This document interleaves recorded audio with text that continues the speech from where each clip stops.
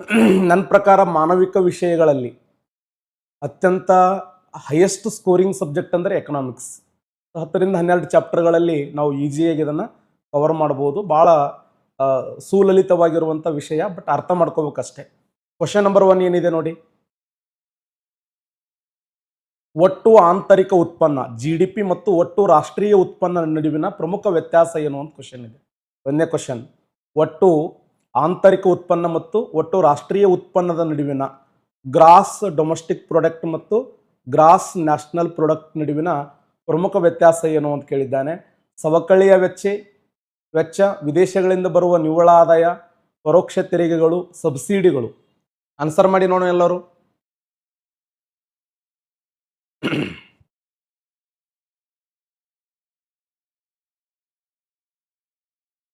Answer ಮಾಡಿ. ಸರಿಯಾದಂಥ ಉತ್ತರ ವಿದೇಶಗಳಿಂದ ಬರುವಂಥ ನಿವ್ವಳ ಆದಾಯ. ರೈಟ್ ಆನ್ಸರ್ ನೋಡಿ. ಏನು ಸರಿ ಇದು? ಸಾಮಾನ್ಯವಾಗಿ ಅರ್ಥಶಾಸ್ತ್ರ ಅಂದ ತಕ್ಷಣ ನಾವೆಲ್ಲ ಸಾಕಷ್ಟು ಭಯಪಡ್ತೀವಿ. ಭಯಪಡೋ ಅವಶ್ಯಕತೆ ಇಲ್ಲ. ಅರ್ಥಶಾಸ್ತ್ರ ಅಂತಂದರೆ ಹಣವನ್ನು ಕುರಿತು ಅಧ್ಯಯನ ಮಾಡುವಂಥ ಶಾಸ್ತ್ರ ಇದು. ಹಣವನ್ನು ಕುರಿತು ಅಧ್ಯಯನ ಮಾಡುವಂಥ ಶಾಸ್ತ್ರವನ್ನು ಅರ್ಥಶಾಸ್ತ್ರ ಅಂತೇಳಿ ಓದ್ತೀವಿ. ಇಲ್ಲಿ ಮೊದಲ ಬಾರಿಗೆ ಪ್ರಪಂಚದಲ್ಲಿ ಅರ್ಥಶಾಸ್ತ್ರ ಅನ್ನುವಂಥ ಈ ಒಂದು ಪದವನ್ನು ಬಳಕೆ ಮಾಡಿದವರು ಯಾರಂದ್ರೆ ಕೌಟಿಲ್ಯ. ನಮ್ಮ ದೇಶದಲ್ಲಿ ರಾಜ ಋಷಿ ಮೆಕೆವೆಲಿ ಅಂತ ಏನು, ಪೂರ್ವದ ಮೆಕೆವೆಲಿ ಅಂತ ಏನು ಕರಿತೀವಲ್ಲ, ಆ ಕೌಟಿಲ್ಯ ನಮ್ಮ ದೇಶದಲ್ಲಿ ಮೊದಲ ಬಾರಿಗೆ ಅರ್ಥಶಾಸ್ತ್ರ ಅನ್ನುವಂಥ ಪದವನ್ನು ಬಳಕೆ ಮಾಡ್ತಾರೆ. ಸಂಪತ್ತಿನ ವ್ಯಾಖ್ಯವನ್ನು ಮಂಡಿಸಿದವರು ಯಾರು ಅಂದರೆ ಆಡಮ್ ಸ್ಮಿತ್. ಅವರನ್ನು ಅರ್ಥಶಾಸ್ತ್ರದ ಪಿತಾಮಹ ಅಂತ ಕರೀತಾರೆ. ಯೋಗಕ್ಷೇಮದ ವ್ಯಾಖ್ಯವನ್ನು ಮಂಡಿಸಿದವರು ಯಾರು? Alfred marshal. ಕೊರತೆ ವ್ಯಾಖ್ಯವನ್ನು ಮಂಡಿಸಿದವರು ಯಾರು? Lionel Robinson. ಕ್ವಶನ್ ಆಗಿದೆ. ಅಭಿವೃದ್ಧಿಯ ವ್ಯಾಖ್ಯವನ್ನು ಮಂಡಿಸಿದವರು ಯಾರು? ಶಾಮ್ಯುವೆಲ್ಸನ್. ಒಬ್ರು ಹೇಳ್ತಾರೆ ಸಂಪತ್ತು ಕುರಿತು ಅಧ್ಯಯನ ಮಾಡುವುದೇ ಅರ್ಥಶಾಸ್ತ್ರ, ಹಾಗೆ ಹೇಳಿದವರು ಆಲ್ಫ್ರೆಡ್ ಮಾರ್ಷಲ್. ಇನ್ನೊಬ್ರು ಹೇಳ್ತಾರೆ ಇಲ್ಲ, ಸಂಪತ್ತು ಮುಖ್ಯ ಅಲ್ಲ, ಯೋಗಕ್ಷೇಮ ಮುಖ್ಯ. ಯೋಗಕ್ಷೇಮದ ಕುರಿತು ಅಧ್ಯಯನ ಮಾಡೋದೇ ಅರ್ಥಶಾಸ್ತ್ರ ಅಂತ ಹೇಳಿದವರು ಆಲ್ಫ್ರೆಡ್ ಮಾರ್ಷಲ್. ಇನ್ನೊಬ್ಬ ವ್ಯಕ್ತಿ ಹೇಳ್ತಾರೆ ಮನುಷ್ಯನ ಆಶೆಗಳು ಅನಂತವಾಗಿವೆ, ಆಶೆಗಳು ಅನಂತವಾಗಿವೆ, ಸಾಧನಾ ಸಂಪನ್ಮೂಲಗಳು ಮಿತವಾಗಿವೆ. ಇವೆರಡರ ನಡುವಿನ ಸಂಬಂಧವನ್ನು ಕುರಿತು ಅಧ್ಯಯನ ಮಾಡೋದೇ ಅರ್ಥಶಾಸ್ತ್ರ ಅಂತ ಹೇಳಿದವರು ಯಾರಂದ್ರೆ ಲಿಯೋನಲ್ ರಾಬಿನ್ಸನ್. ಇವರು ಪ್ರಪಂಚದಲ್ಲಿ ಕೊರತೆ ವ್ಯಾಖ್ಯವನ್ನು ಮಂಡಿಸ್ತಾರೆ. ಕೊರತೆ ವ್ಯಾಖ್ಯವನ್ನು ಮಂಡಿಸಿದಂಥ ವ್ಯಕ್ತಿ ಯಾರಂದ್ರೆ ಲಿಯೋನಲ್ ರಾಬಿನ್ಸನ್ ಅಂತ ಹೇಳಿ ಗುರುತಿಸ್ತೀವಿ. Very very important. ಇವನು ಒಂದು ದೇಶದ ಆರ್ಥಿಕ ಅಭಿವೃದ್ಧಿಯನ್ನು ಕುರಿತು ಅಧ್ಯಯನ ಮಾಡೋದೇ ಅರ್ಥಶಾಸ್ತ್ರ ಅಂತ ಹೇಳಿದವರು ಶಾಮ್ಯುವೆಲ್ಸನ್ ಅಂತ ಹೇಳಿ ಓದ್ತೀವಿ. ಹಾಗಾದ್ರೆ ಅರ್ಥಶಾಸ್ತ್ರದ 1ನೇ ಚಾಪ್ಟರ್ ಯಾವುದಂದ್ರೆ ಇದೆ. ಯಾವುದು? ರಾಷ್ಟ್ರೀಯ ಆದಾಯ ಅಂತ ಓದ್ತೀವಿ. ಏನು ಸರ್ ರಾಷ್ಟ್ರೀಯ ಆದಾಯ? ರಾಷ್ಟ್ರೀಯ ಆದಾಯವನ್ನ ಎಷ್ಟು ವರ್ಷಕ್ಕೆ ಅಳತೆ ಮಾಡ್ತಾರೆ? ಆನ್ಸರ್ ಮಾಡಿ ಎಲ್ಲರೂ. 1 ವರ್ಷಕ್ಕೆ, 2 ವರ್ಷಕ್ಕೆ, 3 ವರ್ಷಕ್ಕೆ, 4 ವರ್ಷಕ್ಕೆ. ರಾಷ್ಟ್ರೀಯ ಆದಾಯವನ್ನು ಎಷ್ಟು ವರ್ಷಕ್ಕೆ ಅಳತೆ ಮಾಡ್ತಾರೆ?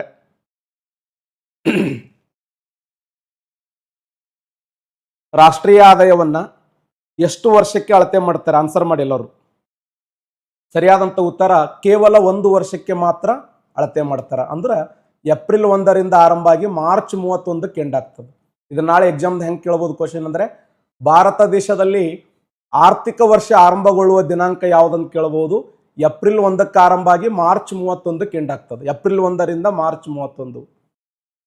ಇದನ್ನು ಬದಲಾವಣೆ ಮಾಡಬೇಕು ಅಂತೇಳಿ 2016 ಮತ್ತು 17ನೇ ಸಾಲಿನಲ್ಲಿ ಕೇಂದ್ರ ಸರ್ಕಾರ ಒಂದು ಆಯೋಗ ನೇಮಕ ಮಾಡಿತ್ತು. ಆ ಆಯೋಗ ಯಾವುದಂದ್ರೆ ಶಂಕರ ಆಚಾರ್ಯ ಆಯೋಗ ಅಂತ ಓದ್ತೀವಿ. ಆ ಶಂಕರ ಆಚಾರ್ಯ ಆಯೋಗಕ್ಕೆ ಈಗಾಗಲೇ 2 ರಾಜ್ಯಗಳು, ಒಂದು ಜಾರ್ಖಂಡ್, ಇನ್ನೊಂದು ಮಧ್ಯಪ್ರದೇಶ್, ಅವು ಏನು ಮಾಡಿದ್ದಾವಂದ್ರೆ ಜನವರಿ 1ರಿಂದ ಡಿಸೆಂಬರ್ 31ಕ್ಕೆ ತಮ್ಮ ಎಕನಾಮಿಕ್ ಇಯರ್ ಅನ್ನು ಚೇಂಜ್ ಮಾಡ್ಕೊಂಡವು. ಮುಂದೆ ಹೇಳ್ತಾರೆ ಇದ್ರ ಬಗ್ಗೆ, ಬಹಳ ಸಿಂಪಲ್ ಆಗಿರುವಂಥದ್ದು. ಇಲ್ಲಿ ರಾಷ್ಟ್ರೀಯ ಆದಾಯ ಅಂದ್ರೆ ಏನು? ಒಂದು ರಾಷ್ಟ್ರ ಒಂದು ಆರ್ಥಿಕ ವರ್ಷದಲ್ಲಿ ಉತ್ಪಾದನೆ ಮಾಡಿದಂಥ ಎಲ್ಲಾ ಸರಕು ಸೇವೆಗಳ ಅಂತಿಮ ಮೂಲ್ಯದ ಮೊತ್ತವನ್ನು ರಾಷ್ಟ್ರೀಯ ಆದಾಯ ಅಂತ ಓದ್ತೀವಿ. ಒಂದು ದೇಶ ಒಂದು ಆರ್ಥಿಕ ವರ್ಷದಲ್ಲಿ, ಒಂದು ರಾಷ್ಟ್ರ ಒಂದು ಆರ್ಥಿಕ ವರ್ಷದಲ್ಲಿ ಉತ್ಪಾದನೆ ಮಾಡಿದಂಥ ಎಲ್ಲಾ ಸರಕು ಸೇವೆಗಳ ಅಂತಿಮ ಮೌಲ್ಯದ ಮೊತ್ತವನ್ನು ರಾಷ್ಟ್ರೀಯ ಆದಾಯ. ರಾಷ್ಟ್ರೀಯ ಆದಾಯದಲ್ಲಿ 4 ಪರಿಕಲ್ಪನೆಗಳು ಬರ್ತವೆ. ಆ 4 ಪರಿಕಲ್ಪನೆಗಳು ಯಾವಂದ್ರೆ, ಒಂದು GDP, ಇನ್ನೊಂದು NDP, ಇನ್ನೊಂದು GNP, ಇನ್ನೊಂದು NNP. ನೋಡಿ, GDP, NDP, GNP, NNP. Gross domestic product, net domestic product, gross national product, net national product. ಒಟ್ಟು ದೇಶೀಯ ಉತ್ಪನ್ನ. ಒಟ್ಟು ದೇಶೀಯ ಉತ್ಪನ್ನ ಅಂದ್ರೆ ಏನು? ಸಿಂಪಲ್, ಒಂದು ದೇಶದ ಗಡಿ ಒಳಗೆ ಉತ್ಪಾದನೆ ಮಾಡಿದ್ದನ್ನು ಒಟ್ಟು ದೇಶೀಯ ಉತ್ಪನ್ನ ಅಂತ ಕರಿತೀವಿ. ದೇಶದ ಗಡಿಯೊಳಗೆ ಉತ್ಪಾದನೆಯಾಗಿರುವಂಥ ಎಲ್ಲಾ ಸರಕು ಸೇವೆಗಳ ಅಂತಿಮ ಮೌಲ್ಯದ ಮೊತ್ತ. ಏನು ಅಂತಿಮ ಮೌಲ್ಯ ಅಂದ್ರೆ ಏನು? ಸರಕುಗಳಲ್ಲಿ ಎರಡು ಪ್ರಕಾರದ ಸರಕುಗಳನ್ನು ನೋಡ್ತೀವಿ. ಒಂದು ಅಂತಿಮ ಸರಕುಗಳು, ಇನ್ನೊಂದು ಮಧ್ಯಂತರ ಸರಕುಗಳು. ಅಂತಿಮ ಸರಕು ಅಂದ್ರೆ ಏನು? ಗ್ರಾಹಕರು ನೇರವಾಗಿ ತಮ್ಮ ಅನುಭೋಗಕ್ಕೆ, ಗ್ರಾಹಕರು ನೇರವಾಗಿ ತಮ್ಮ ಉಪಭೋಗಕ್ಕೆ ಬಳಕೆ ಮಾಡುವಂತ ಸರಕುಗಳನ್ನ ನಾವೇನಂತ ಓದ್ತೀವಿ ಅಂದ್ರೆ ಅಂತಿಮ ಸರಕುಗಳಂತ ಓದ್ತೀವಿ. ಅಂತಿಮ ಸರಕುಗಳು. ಅಂತಿಮ ಸರಕು ಅಂತಂದ್ರೆ ಏನು? ಗ್ರಾಹಕರೇ ನೇರವಾಗಿ ಉಪಯೋಗ ಮಾಡ್ಕೋಬೇಕು. ಗ್ರಾಹಕರು ನೇರವಾಗಿ ಉಪಯೋಗ ಮಾಡಿಕೊಳ್ಳುವಂತ ಸರಕುಗಳನ್ನ ಅಂತಿಮ ಸರಕು ಅಂತ ಕರೆದ್ರೆ, ಮಧ್ಯಂತರ ಸರಕು ಅಂದ್ರೆ ಏನು? ಮಧ್ಯಂತರ ಸರಕು ಅಂತಂದ್ರೆ ಉತ್ಪಾದನೆಗೆ ಬಳಕೆ ಮಾಡುವ ಸರಕುಗಳು. ಉದಾಹರಣೆ, ಸಿಮೆಂಟ್ ಇದೆ, ಇದೊಂದು ಮಧ್ಯಂತರ ಸರಕು. ಕಬ್ಬಿದೆ, ಇದೊಂದು ಮಧ್ಯಂತರ ಸರಕು. ಹತ್ತಿ ಇದೆ, ಇದೊಂದು ಮಧ್ಯಂತರ ಸರಕು ಅಲ್ಲ. ಬಟ್ಟೆ ಇದೆ, ಅಂತಿಮ ಸರಕು. ಮೊಬೈಲ್ ಇದೆ, ಅಂತಿಮ ಸರಕು. ಸೈಕಲ್ ಮೋಟರ್ ಟೈರ್ ಇತ್ತು ಅಂದ್ರೆ ಮಧ್ಯಂತರ ಸರಕು. ಸೈಕಲ್ ಮೋಟರ್ ಡೈರೆಕ್ಟ್ ಯೂಸ್ ಮಾಡಿದೆ ಅಂದ್ರೆ ಅಂತಿಮ ಸರಕು. ಇಲ್ಲಿ ರಾಷ್ಟ್ರೀಯ ಆದಾಯದಲ್ಲಿ ಯಾವ ಸರಕುಗಳನ್ನು ಪರಿಗಣಿಸುವುದಿಲ್ಲ ಅಂದ್ರೆ ಮಧ್ಯಂತರ ಸರಕುಗಳನ್ನು ಪರಿಗಣಿಸುವುದಿಲ್ಲ. ರಾಷ್ಟ್ರೀಯ ಆದಾಯದಲ್ಲಿ ಯಾವ ಸರಕುಗಳನ್ನು ಪರಿಗಣಿಸುವುದಿಲ್ಲ ಅಂದ್ರೆ ಮಧ್ಯಂತರ ಸರಕುಗಳನ್ನು ಪರಿಗಣಿಸುವುದಿಲ್ಲ. Very important. ಅರ್ಥ ಆಗ್ಲತ್ತ ಎಲ್ಲರಿಗೆ? ಎಲ್ಲರೂ ಆನ್ಸರ್ ಮಾಡ್ತಾ ಇದ್ದೀರಿ?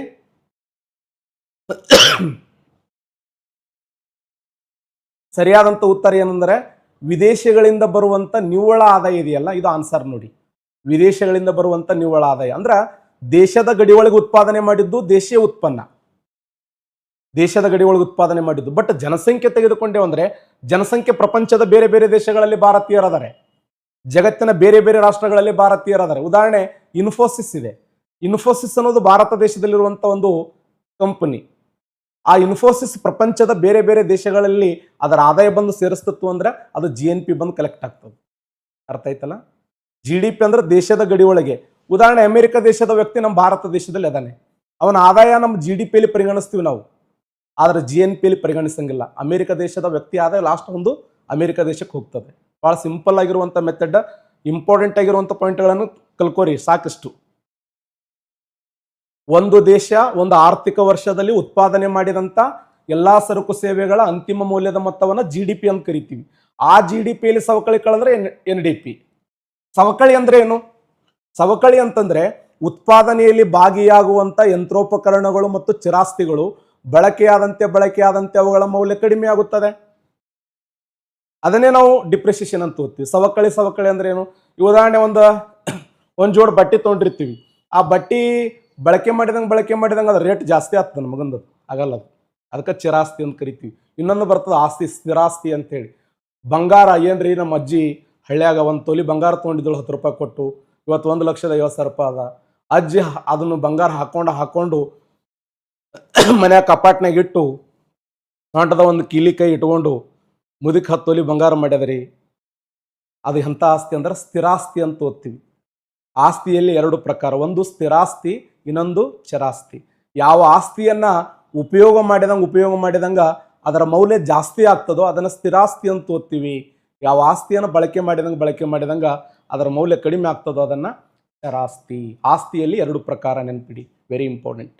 ಒಟ್ಟಾರೆಯಾಗಿ ಒಂದು ರಾಷ್ಟ್ರ ಒಂದು ಆರ್ಥಿಕ ವರ್ಷದಲ್ಲಿ ಉತ್ಪಾದನೆ ಮಾಡಿದ ಎಲ್ಲಾ ಸರಕು ಸೇವೆಗಳ ಅಂತಿಮ ಮೌಲ್ಯದ ಮೊತ್ತವನ್ನು ರಾಷ್ಟ್ರೀಯ ಆದಾಯ ಅಂತ ಕರಿತೀವಿ. ರಾಷ್ಟ್ರೀಯ ಆದಾಯವನ್ನು 1 ವರ್ಷಕ್ಕೆ ಮಾತ್ರ ಅಳತೆ ಮಾಡ್ತೀವಿ. ಏಪ್ರಿಲ್ 1ಕ್ಕೆ ಆರಂಭ ಆಗಿ ಮಾರ್ಚ್ 31ಕ್ಕೆ ಆರ್ಥಿಕ ವರ್ಷ ಎಂಡ್ ಆಗ್ತದ. ಆದರೆ ಏಪ್ರಿಲ್ 1ಕ್ಕೆ ಯಾಕೆ ಆರಂಭ ಮಾಡಿದಾರೆ ಅಂದ್ರೆ ಭಾರತ ಕೃಷಿ ಪ್ರಧಾನ ರಾಷ್ಟ್ರ. ಭಾರತ ಕೃಷಿ ಪ್ರಧಾನ ರಾಷ್ಟ್ರವಾಗಿದ್ದರಿಂದ ಮುಂಗಾರು ಮಳೆ ಹಾಗೂ ಹಿಂಗಾರು ಮಳೆ ಎರಡನ್ನ ಪರಿಗಣಿಸಿದರೆ ಏಪ್ರಿಲ್ 1ರಿಂದ ಮಾರ್ಚ್ 31. ಅಂದ್ರೆ ನಾವು ನೈಋತ್ಯ ಮಾನ್ಸೂನ್ ಮಾರುತಗಳ ಕಾಲಾವಧಿ ಜೂನ್ನಿಂದ ಸೆಪ್ಟೆಂಬರ್ ಅಂತ ಓದ್ತೀವಿ. ಈಶಾನ್ಯ ಮಾನ್ಸೂನ್ ಮಾರುತಗಳ ಕಾಲಾವಧಿ ಅಕ್ಟೋಬರ್ನಿಂದ ನವೆಂಬರ್ ಅಂತ ಓದ್ತೀವಿ. ಆ ಉದ್ದೇಶಕ್ಕಾಗಿ ಆ ಮುಂಗಾರು ಮಳೆ, ಈಗ ಹಳ್ಳಿಗಳದಾಗ ನಾವು ಎಲ್ಲ ಸಾಮಾನ್ಯ ಅಂಗಡಿ ಬಿಲ್ ಕಟ್ತಿದ್ದೆವು. ಅಂಗಡಿ ಬಿಲ್ ಯಾವಾಗ ಕಟ್ತೀವಿ ಅಂದ್ರೆ ಜೋಳದ ರಾಶಿ ಬರಲಿ, ಗೋಧಿ ರಾಶಿ ಬರಲಿ, ಹತ್ತಿ ರಾಶಿ ಬರಲಿ, ಅವ್ರು ರೊಕ್ಕ ಬರೋದು ಅವಾಗೇ ಅಲ್ಲ. ಆ ಉದ್ದೇಶಕ್ಕಾಗಿ ಭಾರತ ಕೃಷಿ ಪ್ರಧಾನ ರಾಷ್ಟ್ರವಾಗಿದ್ದರಿಂದ ಆ ಒಂದು ಎಕನಾಮಿಕ್ ಇಯರ್ ಅನ್ನು ಪರಿಗಣಿಸ್ತಿದ್ದೆವು.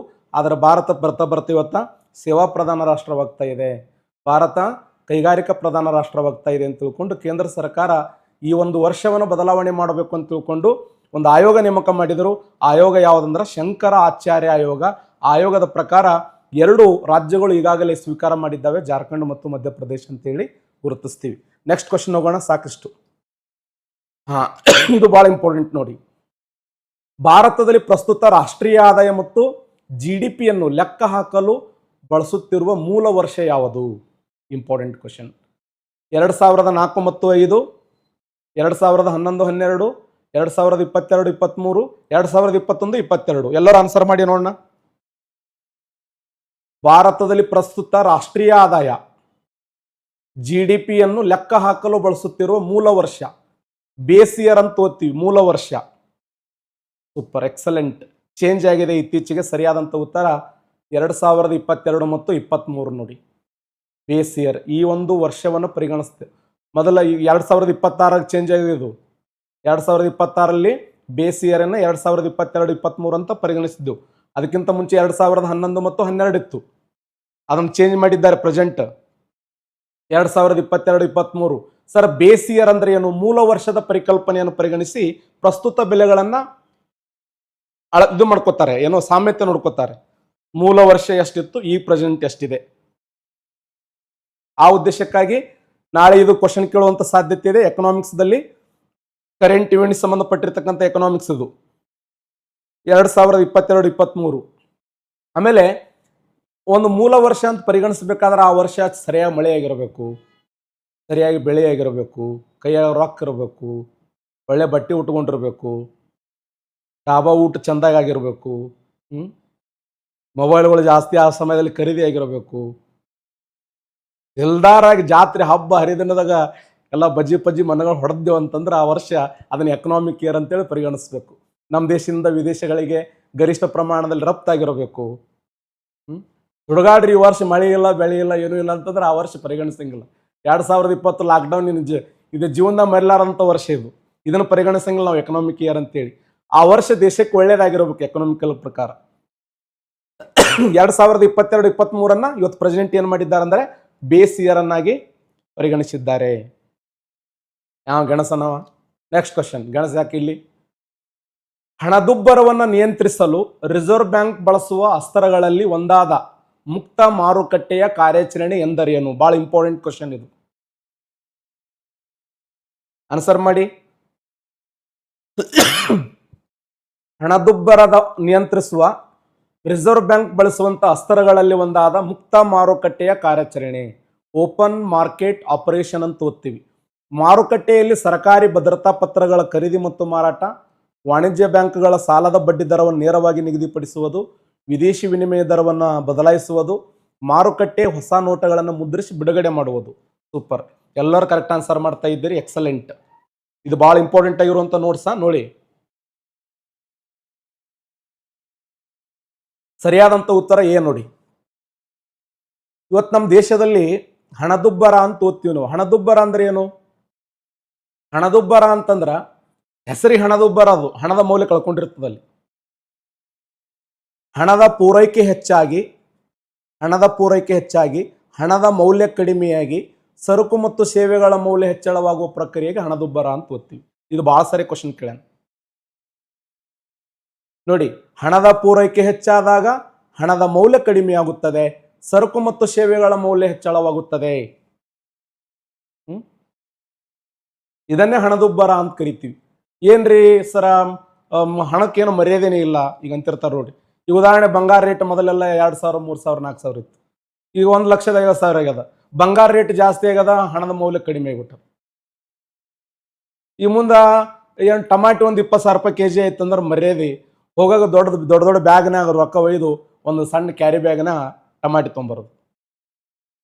ಫ್ಯಾಕ್ಟ್ರಿ ಗಟ್ಲೆ ರೊಕ್ಕ ಒಯ್ದು ಒಂದು ಬಕೆಟ್ನ್ಯಾಗ ಏನಪ್ಪಾ ಅಂದ್ರ ಬದ್ನಿಕಾಯಿ, ಟಮಾಟಿ, ಗಜ್ಜರಿ ತಂದೆ ಅಂದ್ರೆ ಆ ದೇಶದ ಮರ್ಯಾದೆ ಹೋಗ್ಯದ ಅಂತ ಅರ್ಥ.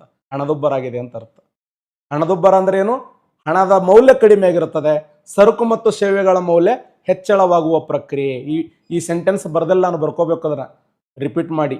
ಹಣದ ಪೂರೈಕೆ ಹೆಚ್ಚಾಗಿ ಹಣದ ಮೌಲ್ಯ ಕಡಿಮೆಯಾಗಿ ಸರಕು ಮತ್ತು ಸೇವೆಗಳ ಮೌಲ್ಯ ಹೆಚ್ಚಳವಾಗುವ ಪ್ರಕ್ರಿಯೆಗೆ ಹಣದುಬ್ಬರ ಎಂದು ಕರೆಯುತ್ತೇವೆ. ಆ ಹಣದುಬ್ಬರವನ್ನು ಕಂಟ್ರೋಲ್ ಮಾಡೋರು ಯಾರಂದ್ರ ರಿಸರ್ವ್ ಬ್ಯಾಂಕ್ ಆಫ್ ಇಂಡಿಯಾ. ನಮ್ಮ ದೇಶದಲ್ಲಿ 2 ನೀತಿಗಳು ಬರ್ತವೆ. ಒಂದು ಹಣಕಾಸಿನ ನೀತಿ ಅಂತ ಬರ್ತದೆ, ಇನ್ನೊಂದು ವಿತ್ತೀಯ ನೀತಿ ಅಂತ ಬರ್ತದೆ. ಹಣಕಾಸಿನ ನೀತಿ, ಈ ಹಣಕಾಸಿನ ನೀತಿಯನ್ನು ಇಂಗ್ಲಿಷ್ನಲ್ಲಿ ನೋಡ್ಕೋಬೇಕು ನೀವು. ಇದನ್ನ ಮೊನಿಟರಿ ಪಾಲಿಸಿ ಅಂತ ಓದ್ತೀವಿ. ವಿತ್ತೀಯ ನೀತಿಯನ್ನ ಫಿಸಿಕಲ್ ಪಾಲಿಸಿ ಅಂತ ಓದ್ತೀವಿ. ಈ ಫಿಸಿಕಲ್ ಪಾಲಿಸಿ FF ಅಂತ ನೆನ್ಪಿಟ್ಬಿಡಿ. ಫಿಸಿಕಲ್ ಪಾಲಿಸಿಯನ್ನು ಕಂಟ್ರೋಲ್ ಮಾಡೋರು ಯಾರು ಅಂತಂದ್ರೆ ಕೇಂದ್ರ ಹಣಕಾಸು ಸಚಿವಾಲಯ ಕಂಟ್ರೋಲ್ ಮಾಡಿದರೆ, ಹಣಕಾಸು ನೀತಿಯನ್ನ ಅಥವಾ ಹಣದ ನೀತಿಯನ್ನು ಕಂಟ್ರೋಲ್ ಮಾಡೋರು ಯಾರಂದ್ರೆ Reserve Bank of India, RMF ಅಂತ ನೆನ್ಪಿಡಿ ಅಥವಾ RMP ಅಂತ ನೆನ್ಪಿಡಿ.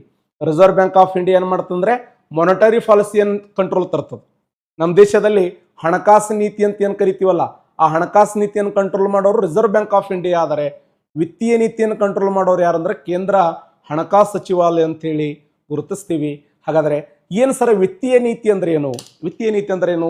ನಮ್ಮ ದೇಶದಾಗ ಎಷ್ಟು ಸಾಲ ಅದ, ನಮ್ಮ ದೇಶಕ್ಕೆ ಎಷ್ಟು ಆದಾಯ ಬರ್ತದ, ನಾವು ಎಷ್ಟು ಖರ್ಚು ಮಾಡ್ತಾ ಇದ್ದೇವೆ, ಅದು ವಿತ್ತೀಯ ನೀತಿ. ಬಜೆಟ್ ಮಂಡಿಸ್ತೀವಿ, ಬಜೆಟ್ದಾಗ ಎಷ್ಟು ಯಾವ್ಯಾವ ಮೂಲಗಳಿಂದ ಹಣ ಎಲ್ಲೆಲ್ಲಿ ಬರ್ತದೆ, ಕಂದಾಯ ಆದಾಯ ಎಷ್ಟು ಬರ್ತದ, ಅಬಕಾರಿ ಆದಾಯ ಎಷ್ಟು ಬರ್ತದ, ಏನು ಬೇರೆ ಬೇರೆ ರಿಸರ್ವ್ ಬ್ಯಾಂಕ್ ಆಫ್ ಇಂಡಿಯಾದ ಲಾಭ ಎಷ್ಟು ಬರ್ತದೆ, ರೈಲ್ವೆ ಆದಾಯ ಎಷ್ಟು ಬರ್ತದೆ. ಅಂದ್ರೆ ಆದಾಯದಲ್ಲಿ ಕಂದಾಯ ಆದಾಯ ಮತ್ತು ಬಂಡವಾಳ ಆದಾಯ ಅಂತ ಬರ್ತದೆ. ಆ ಕಂದಾಯ ಆದಾಯದಲ್ಲಿ ಎರಡು ಪ್ರಕಾರ, ತೆರಿಗೆ ಆದಾಯ, ತೆರಿಗೆದಾರ ಆದಾಯ ಅಂತ ಬರ್ತದೆ. ತೆರಿಗೆ ಆದಾಯದಲ್ಲಿ ಮತ್ತೆ ಎರಡು ಪ್ರಕಾರ, ಪ್ರತ್ಯಕ್ಷ ತೆರಿಗೆ ಮತ್ತು ಪರೋಕ್ಷ ತೆರಿಗೆ ಅಂತ ಬರ್ತದೆ. ಆ ಪ್ರತ್ಯಕ್ಷ ತೆರಿಗೆಯಲ್ಲಿ ಇನ್ಕಮ್ ಟ್ಯಾಕ್ಸ್ ಬರ್ತದೆ, ಆಮೇಲೆ ಯಾವುದು ಸಂಪತ್ತಿನ ತೆರಿಗೆ ಅಂತ ಬರ್ತದೆ, ಕಂಪನಿಯ ತೆರಿಗೆ ಅಂತ ಬರ್ತದೆ. ಪರೋಕ್ಷ ತೆರಿಗೆಯಲ್ಲಿ GST ಬರ್ತದ, ಅಬಕಾರಿ ತೆರಿಗೆ ಬರ್ತದ, ವ್ಯಾಲ್ಯೂ ಆಡೆಡ್ ಟ್ಯಾಕ್ಸ್ ಬರ್ತದೆ. ಅಂದ್ರೆ ಸರ್ಕಾರ ಯಾವ್ಯಾವ ಮೂಲಗಳಿಂದ ಹಣ ಸಂಗ್ರಹ ಮಾಡ್ತದ, ಸರ್ಕಾರ ಯಾವ್ಯಾವ ಯೋಜನೆಗಳಿಗೆ ಖರ್ಚು ಮಾಡ್ತದ ಅನ್ನೋದು ವಿತ್ತೀಯ ನೀತಿ. ಮತ್ತು ನಾವು ಈಗೆಲ್ಲ ನೋಡಿ, ಈಗ 52,000 ಕೋಟಿ ರೂಪಾಯಿ ಏನು ಮಾಡ್ತಾರಪ್ಪ ಅಂದ್ರೆ ಕರ್ನಾಟಕ ರಾಜ್ಯ ಸರ್ಕಾರ ಈ 5 ಯೋಜನೆಗಳಿಗೆ ಖರ್ಚು ಮಾಡ್ಲಾಕತ್ತಾರ. ಆ 52,000 ಕೋಟಿ ಇನ್ಕಮ್ ಅನ್ನೋದು ಸಾಲ ಮಾಡ್ತಾವ, ಮೈಮ್ಯಾನ ಬಟ್ಟೆ ಹರಿದೋಗ್ಯಾವ. ಹ್ಞೂ ಅಂತೇಳಿ ಸಾಲ ತರದೆ ಯೋಜನೆಗಳನ್ನೇನು ಜನರಿಗೆ ಹಂಚದೆ. ಇವು ಬಸ್ನೇ ಹೊಡೆದಾಡದೆ ನನ್ನ ಸೀಟ ನಿನ್ನ ಸೀಟ್ ಅಂತೇಳಿ. ಏನು ಉಂಡಿದ್ದಲ್ಲ ತಿಂದಿದ್ದಲ್ಲ, ಅಲ್ಲಿ ಹೋಗಂಬ ಇಲ್ಲಿ ಹೋಗಂಬ. ಅದಕ್ಕೆ ಸರ್ಕಾರ ಅನಿವಾರ್ಯವಾಗಿ ಖರ್ಚು ಮಾಡೋದು ಹೆಂಗೆ? ಅಣೆಕಟ್ಟೆಗಳಿಗೆ ಖರ್ಚು ಮಾಡಬೇಕು. ಇದನ್ನು ಉತ್ಪನ್ನ ಯೋಜನೆ ಅಂತ ಓದ್ತೀವಿ. ರಸ್ತೆಗಳ ನಿರ್ಮಾಣ ಮಾಡಿ, ಸರ್ಕಾರ ರಸ್ತೆಗಳ ನಿರ್ಮಾಣ ಮಾಡಿದರೆ ರಸ್ತೆಗಳು ದೇಶವನ್ನು ನಿರ್ಮಾಣ ಮಾಡ್ತವೆ. ಉತ್ತಮವಾಗಿರುವಂಥ ಸರ್ಕಾರಿ ಶಾಲೆಗಳನ್ನು ಕಟ್ಟಲಿ, ಇಂಜಿನಿಯರಿಂಗ್ ಕಾಲೇಜುಗಳನ್ನು ಕಟ್ಟಲಿ, ಹಾಸ್ಪಿಟಲ್ಗಳನ್ನು ಕಟ್ಟಲಿ. ಮತ್ತೊಂದು ಒಳ್ಳೊಳ್ಳೆ ಅದೇ ಕೇಳ್ತಾನೆ, ವಿತ್ತೀಯ ನೀತಿ ಅಂತ ಹೇಳಿನಲ್ಲ ಆಗಲೇ. ವಿತ್ತೀಯ ನೀತಿ ಅಂದ್ರೆ ಏನು? ಬಜೆಟ್ಗೆ ಸಂಬಂಧಪಟ್ಟಿದ್ದು. ಸುಮ್ ಕ್ಲಾಸ್ ಕೇಳು. ವಿತ್ತೀಯ ನೀತಿ ಅಂದ್ರೆ ಏನು? ಬಜೆಟ್ಗೆ ಸಂಬಂಧಪಟ್ಟಿರ್ತಕ್ಕಂಥದ್ದು. ಯಾವ ಯೋಜನೆಗಳಿಗೆ ದುಡ್ಡು ಖರ್ಚು ಮಾಡ್ತಾ ಇದ್ದೀವಿ, ಎಲ್ಲಿಂದ ಬರ್ತಾ ಇದೆ. ಇನ್ನ ಈ RMP ಅಂದ್ರೆ ಏನು? ರಿಸರ್ವ್ ಬ್ಯಾಂಕ್ ಆಫ್ ಇಂಡಿಯಾ ಏನು ಮಾಡ್ತಾ ಮಾನಿಟರಿ ಪಾಲಿಸಿಯನ್ನು ಜಾರಿಗೆ ತರ್ತದೆ. ಮಾನಿಟರಿ ಪಾಲಿಸಿ ಅಂದ್ರೆ ದೇಶದ ಹಣದುಬ್ಬರ, ಹಣದ ಕುಗ್ಗುವಿಕೆಯನ್ನ ಕಂಟ್ರೋಲ್ ಮಾಡುವ ಸಲುವಾಗಿ ರಿಸರ್ವ್ ಬ್ಯಾಂಕ್ ಆಫ್ ಇಂಡಿಯಾ ಏನು ಮಾಡ್ತಾ ಇದೆ ಅಂತಂದ್ರೆ ಅನೇಕ ಪರಿಮಾಣಾತ್ಮಕ ಮತ್ತು ಗುಣಾತ್ಮಕ ನಿಯಮಗಳನ್ನು ಜಾರಿಗೆ ತರ್ತದೆ. ಇಲ್ಲಿ ರೆಪೋ ರೇಟ್ ಅಂತ ಬರ್ತದೆ, ಬ್ಯಾಂಕ್ ರೇಟ್ ಅಂತ ಬರ್ತದೆ, ರಿವರ್ಸ್ ರೆಪೋ ರೇಟ್ ಅಂತ ಬರ್ತದೆ, SLR ಅಂತ ಬರ್ತದೆ, ಮತ್ತೆ SDF ಅಂತ ಬರ್ತದೆ, MF ಮಾನಿಟರಿ MSF ಅಂತ ಬರ್ತದೆ, MSF ಅಂತ ಬರ್ತದೆ. ಇವೆಲ್ಲ ಏನು ನೋಡಿ, ಬ್ಯಾಂಕ್ ರೇಟ್ ಆಗಿರ್ಬೋದು. ನಾಳೆ ಹೆಂಗೆ ಕ್ವಶನ್ ಕೇಳ್ಬೋದು, PC ಭಾಳ ಸಿಂಪಲ್ ಕೇಳ್ತಾನೆ. Bank rate, reverse repo rate, ಆಮೇಲೆ ರೆಪೋ ರೇಟ್, ಮತ್ತು SLR, SDF, MSF ಇವುಗಳನ್ನ ನಿರ್ಧಾರ ಮಾಡೋರು ಯಾರು ಅಂತ ಕ್ವಶನ್ ಕೇಳ್ಬೋದು. ಇವುಗಳನ್ನ ನಿರ್ಧಾರ ಮಾಡೋರು ಯಾರು ಅಂತಂದ್ರೆ ರಿಸರ್ವ್ ಬ್ಯಾಂಕ್ ಆಫ್ ಇಂಡಿಯಾ ನಿರ್ಧಾರ ಮಾಡ್ತದ. ಆ ರಿಸರ್ವ್ ಬ್ಯಾಂಕ್ ಆಫ್ ಇಂಡಿಯಾದಲ್ಲಿ ಮಾನಿಟರಿ ಪಾಲಿಸಿಗೆ 6 ಜನ ಸದಸ್ಯರು ಇರ್ತಾರೆ. 6 ಜನ ಸದಸ್ಯರಲ್ಲಿ ಕೇಂದ್ರ ಸರ್ಕಾರದಿಂದ 3 ಜನ ಇರ್ತಾರೆ, ಇನ್ನ ರಿಸರ್ವ್ ಬ್ಯಾಂಕ್ ಆಫ್ ಇಂಡಿಯಾದಿಂದ 3 ಜನ ಇರ್ತಾರ. 6 ಜನ ಕೂಡ್ಕೊಂಡು ಏನು ಮಾಡ್ತಾರೆ ಅಂದ್ರೆ ಇವತ್ತು ನಾವು ಬ್ಯಾಂಕ್ ರೇಟ್ ಎಷ್ಟು ನಿರ್ಧಾರ ಮಾಡಬೇಕು, ರೆಪೋ ರೇಟ್ ಎಷ್ಟು ನಿರ್ಧಾರ ಮಾಡಬೇಕು, ರಿವರ್ಸ್ ರೆಪೋ ರೇಟ್ ಎಷ್ಟು ನಿರ್ಧಾರ ಮಾಡಬೇಕು, ಈ ಸ್ಟ್ಯಾಂಡಿಂಗ್ ಲಿಕ್ವಿಡಿಟಿ ರೇಷಿಯೋ ಅಂತ ಬರ್ತದೆ, ಶಾಸನಬದ್ಧ ದ್ರವ್ಯತಾನುಪಾತ ಅಂತೇಳಿ ಅದನ್ನ ನಿರ್ಧಾರ ಮಾಡ್ತಾರ. ಇತ್ತೀಚೆಗೆ 2026ರಲ್ಲಿ ಹೊಸದೊಂದು ಪರಿಚಯ ಮಾಡ್ಯಾರ, SDF ಅಂತೇಳಿ. ಏನು ಸ್ಟ್ಯಾಂಡರ್ಡ್ ಡಿಪಾಸಿಟ್ ಫೆಸಿಲಿಟಿ ಅಂತ ಓದ್ತೀವಿ. ಈ ಸ್ಟ್ಯಾಂಡರ್ಡ್ ಡಿಪಾಸಿಟ್ ಫೆಸಿಲಿಟಿ ಅನ್ನುವಂಥದ್ದನ್ನ 2026ರಲ್ಲಿ ಏನು ರಿವರ್ಸ್ ರೆಪೋ ರೇಟ್ ಇದೆಯಲ್ಲ ಇದರ ಬದಲಾಗಿ ಇದನ್ನು ಗುರುತಿಸ್ಯಾರ ಹೊಸದಾಗಿ. ಅದ್ರ ಬಗ್ಗೆ ನಾ ಮಾತಾಡ್ತೀನಿ ನಿಮ್ಮ ಜೊತೆ. ಇವೆಲ್ಲ repo rate, reverse repo rate, bank rate, standing liquidity ratio, ಆಮೇಲೆ ಮಾರ್ಜಿನಲ್ಲಿ ಫೆಸಿಲಿಟಿ ಅಂತ ಬರ್ತದೆ, ಒಂದು ವಿಶೇಷ ಸೀಮಾಂತಿನ ಅಂಚನ ಅಂತೇಳಿ ಬರ್ತದೆ. ಇವೆಲ್ಲ ಯಾರು ನಿರ್ಧಾರ ಮಾಡ್ತಾರೆ ಅಂದರೆ ರಿಸರ್ವ್ ಬ್ಯಾಂಕ್ ಆಫ್ ಇಂಡಿಯಾ ನಿರ್ಧಾರ ಮಾಡ್ತದ. ಯಾಕೆ ನಿರ್ಧಾರ ಮಾಡ್ತದಂದ್ರೆ ನಮ್ಮ ದೇಶದ ಹಣದುಬ್ಬರ ಮತ್ತು ಹಣದ ಕುಗ್ಗುವಿಕೆಯನ್ನು ಕಂಟ್ರೋಲ್ ಮಾಡುವ ಸಲುವಾಗಿ. ಇದನ್ನು ನಾವು ಏನಂತ ಕರಿತೀವಿ ಅಂದರೆ ಪತ್ತು ನಿಯಂತ್ರಣ ಅಂತ ಕರಿತೀವಿ. ಪತ್ತು ಅಂದ್ರೆ ಏನು? ಸಾಲ. ಯಾವ ಹಣಕಾಸು ಮಂತ್ರಿ ಆಗ್ಬಾರ್ದನವ? ತುಂಬ ಕ್ಲಾಸ್ ಕೇಳು, ನಾನು ಹಣಕಾಸು ಮಂತ್ರಿ ಮಾಡ್ತಾನಂತ. ಎಲ್ಲದ್ರ ರೊಕ್ಕ ನಿಲ್ಲಲ್ಲಿ ಗೌರ್ಮೆಂಟ್ದಾಗ. ಇದೇ ನೋಡಿ ಕ್ವಶನ್ ಬಂದಿದೆ ನೋಡಿ. ಆರ್ಥಿಕತೆಯಲ್ಲಿ ಸರಕು ಮತ್ತು ಸೇವೆಗಳ ಸಾಮಾನ್ಯ ಬೆಲೆ ಮಟ್ಟವು ನಿರಂತರವಾಗಿ ಕುಸಿಯುವ ಪ್ರಕ್ರಿಯೆಯನ್ನು ಏನೆಂದು ಕರೆಯುತ್ತಾರ ಅಂತ ಕ್ವಶನ್ ಇದೆ ನೋಡಿ. ಸರಕು ಮತ್ತು ಸೇವೆಗಳ ಸಾಮಾನ್ಯ ಬೆಲೆ ಇಳುವಿಕೆಯನ್ನ ಡಿಸ್ ಇನ್ಫ್ಲೇಷನ್, ಸ್ಟ್ಯಾಗ್ಫ್ಲೇಷನ್, ಡಿಫ್ಲೇಷನ್, ರಿಫ್ಲೇಷನ್. ಕನ್ನಡದಾಗ ಹೇಳ್ತೀನಿ ನೋಡಿ. ಆರ್ಥಿಕತೆಯಲ್ಲಿ ಸರಕು ಮತ್ತು ಸೇವೆಗಳ ಸಾಮಾನ್ಯ ಮೌಲ್ಯ ಮಟ್ಟವು ನಿರಂತರವಾಗಿ ಕುಸಿಯುವಂಥ ಪ್ರಕ್ರಿಯೆಗೆ ಏನಂತ ಕರೀತಾರೆ ಅಂದರೆ ಹಣದ ಕುಗ್ಗುವಿಕೆ ಅಂತ ಓದ್ತಾರೆ. ಆ ಹಣದ ಕುಗ್ಗುವಿಕೆಯನ್ನೇ ಇಂಗ್ಲೀಷ್ನಲ್ಲಿ ಡಿಪ್ಲೇಷನ್ ಅಂತ ಓದ್ತೀವಿ. ಡಿಪ್ಲೇಷನ್ ಅಂದ್ರೆ ಹಣದ ಕುಗ್ಗುವಿಕೆ. ಹಣದ ಏನ್ರಿ ಸರ, ಟಮಾಟೆ ರೇಟ್ ಈ ವರ್ಷ ಬರೀ ₹1 kg ಅದ, ಟಮಾಟೆ ರೇಟ್ ₹2 kg ಅದ, ಬಟಾಟೆ ಏನು ಸರ ₹3 kg ಅದ ಸರ್, ಏನ್ರಿ ಅಡಿಕೆ ಭಾಳ ಕಡಿಮೆ ರೇಟ್ ಆಗ್ಯದ, ಮಾವು ಭಾಳ ಕಡಿಮೆ ರೇಟ್ ಆಗ್ಯದ ಸರ್, ಮರ್ಯಾದೆ ಇಲ್ರಿ ಅವಕ್ಕೆಲ್ಲ ದುಡ್ಡೆಲ್ಲ ಇದಾಗ್ಯದ. ಹಾಲಿನ ರೇಟ ₹1 1 ಲೀಟ್ರ್ ಹಾಲು ಆಗ್ಯದ. ಯಾವ ನಿಧಾನವಾಗಿ ಹೇಳ್ರಿ, ನಾವು ನಿಧಾನವಾಗಿ ಹೇಳಕತ್ತೀನಿ, ನೋಟ್ಸ್ ಮಾಡ್ಕೋ ಚಂದಾಗೆ. ಅಪಿ ಕಲ್ಯಾಣ ಕರ್ನಾಟಕ ಅವು ಶಾಣ್ಯದ ಮಂದಿ ಅದು ಇಂಥವೇ ಸಣ್ಣ ತಿಳ್ಕೊಂಡು ಒಟ್ಟು ನೌಕರಿ ಮಾಡ್ಕೋಬೇಕಂತೇಳಿ ಸರ್ ಸಾವಕಾಶ ಹೇಳ್ರಿ ನೀವು ಅಂತೇಳಿ. ಆರ್ಥಿಕತೆಯಲ್ಲಿ ಸರಕು ಮತ್ತು ಸೇವೆಗಳ ಸಾಮಾನ್ಯ ಬೆಲೆ ಮಟ್ಟವು ನಿರಂತರವಾಗಿ ಕುಸಿಯುವಂಥ ಪ್ರಕ್ರಿಯೆಗೆ ಹಣದ ಕುಗ್ಗುವಿಕೆ ಅಂತ ಕರಿತೀವಿ. ಇದರ ಅಪೋಸಿಟನ್ನು ಇನ್ಫ್ಲೇಷನ್ ಅಂತ ಓದ್ತೀವಿ. ಇದು ಡಿಫ್ಲೇಷನ್ನ, ಇನ್ಫ್ಲೇಷನ್ ಅಂತಂದ್ರೆ ಹಣದ ಮೌಲ್ಯ ಕಡಿಮೆ ಆಗ್ತದ, ಸರಕು ಮತ್ತು ಸೇವೆಗಳ ಮೌಲ್ಯ ಹೆಚ್ಚಳ ಆಗ್ತದ. ಆಗಳ ಒಂದು ಡೆಫಿನೇಷನ್ ಹೇಳಿದ್ದೆ ನಿಮಗೆ. ಹಣದ ಪೂರೈಕೆ ಹೆಚ್ಚಾದಾಗ ಹಣದ ಮೌಲ್ಯ ಕಡಿಮೆಯಾಗುತ್ತದೆ, ಸರಕು ಮತ್ತು ಸೇವೆಗಳ ಮೌಲ್ಯ ಹೆಚ್ಚಳವಾಗುವ ಪ್ರಕ್ರಿಯೆಗೆ ಇನ್ಫ್ಲೇಷನ್ ಅಂತ ಓದ್ತೀವಿ. ಇನ್ಫ್ಲೇಷನ್. ಇನ್ನು ಹಣದ ಪೂರೈಕೆ ಕಡಿಮೆಯಾಗಿ ಹಣದ ಮೌಲ್ಯ ಹೆಚ್ಚಳವಾಗಿ ಸರಕು ಮತ್ತು ಸೇವೆಗಳ ಮೌಲ್ಯ ಕಡಿಮೆಯಾಗುವುದು. ಈಗ ನೋಡಿ ಉದಾಹರಣೆ, ನಮ್ಮ ಕಡೆ ಒಂದು 2 3 4 ಲಕ್ಷ ಇತ್ತು, ಬಜಾರದ ಹೊಂಟೆವು ಅಂತಂದ್ರೆ ಕಾಂಪಿಟೇಷನ್ ಒಂದು 10 ಯಾವುದೋ ಮೊಬೈಲ್ ಬಂದವ.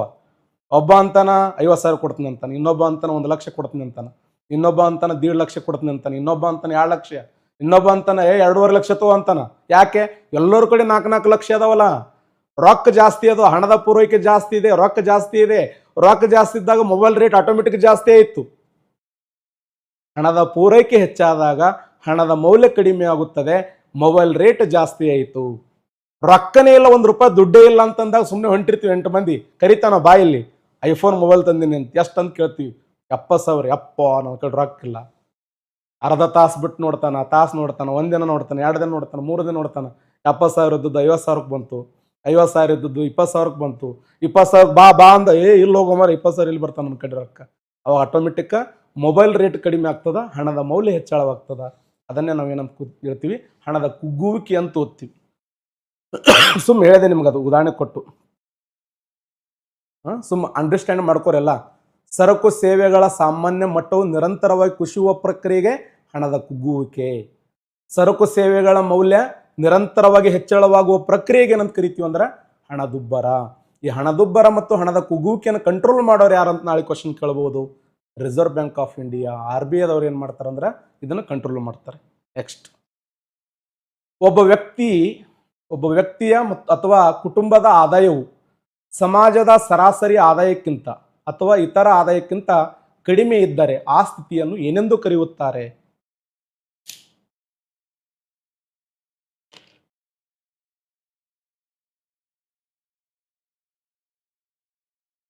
ನಿರಪೇಕ್ಷ ಬಡತನ, ಸಾಪೇಕ್ಷ ಬಡತನ, ತಾತ್ಕಾಲಿಕ ಬಡತನ, ಮೇಲಿನ ಯಾವುದೂ ಅಲ್ಲ. ಸೂಪರ್, ಎಲ್ಲರೂ ಆನ್ಸರ್ ಮಾಡ್ತಾ ಇದ್ದೀರಿ, ಎಕ್ಸಲೆಂಟ್. ಒಬ್ಬ ವ್ಯಕ್ತಿ ಅಥವಾ ಕುಟುಂಬದ ಆದಾಯವು ಸಮಾಜದ ಸರಾಸರಿ ಆದಾಯಕ್ಕಿಂತ ಅಥವಾ ಇತರ ಆದಾಯಕ್ಕಿಂತ ಕಡಿಮೆ ಇದ್ದರೆ ಆ ಸ್ಥಿತಿಯನ್ನು ಏನಂತ ಕರೀತಾರೆ ಅಂದರೆ, ಇಂಪಾರ್ಟೆಂಟ್ ಆಗಿರುವಂಥ ಪಾಯಿಂಟ್ ಇಲ್ಲಿ, ಸಾಪೇಕ್ಷ ಬಡತನ ಅಂತ ಕರಿತೀವಿ. ಪ್ರಪಂಚದಲ್ಲಿ 2 ಥರದ ಬಡತನ ಬರ್ತದೆ. ಒಂದು ನಿರಪೇಕ್ಷ ಬಡತನ ಬರ್ತದ, ಇನ್ನೊಂದು ಸಾಪೇಕ್ಷ ಬಡತನ ಬರ್ತದೆ.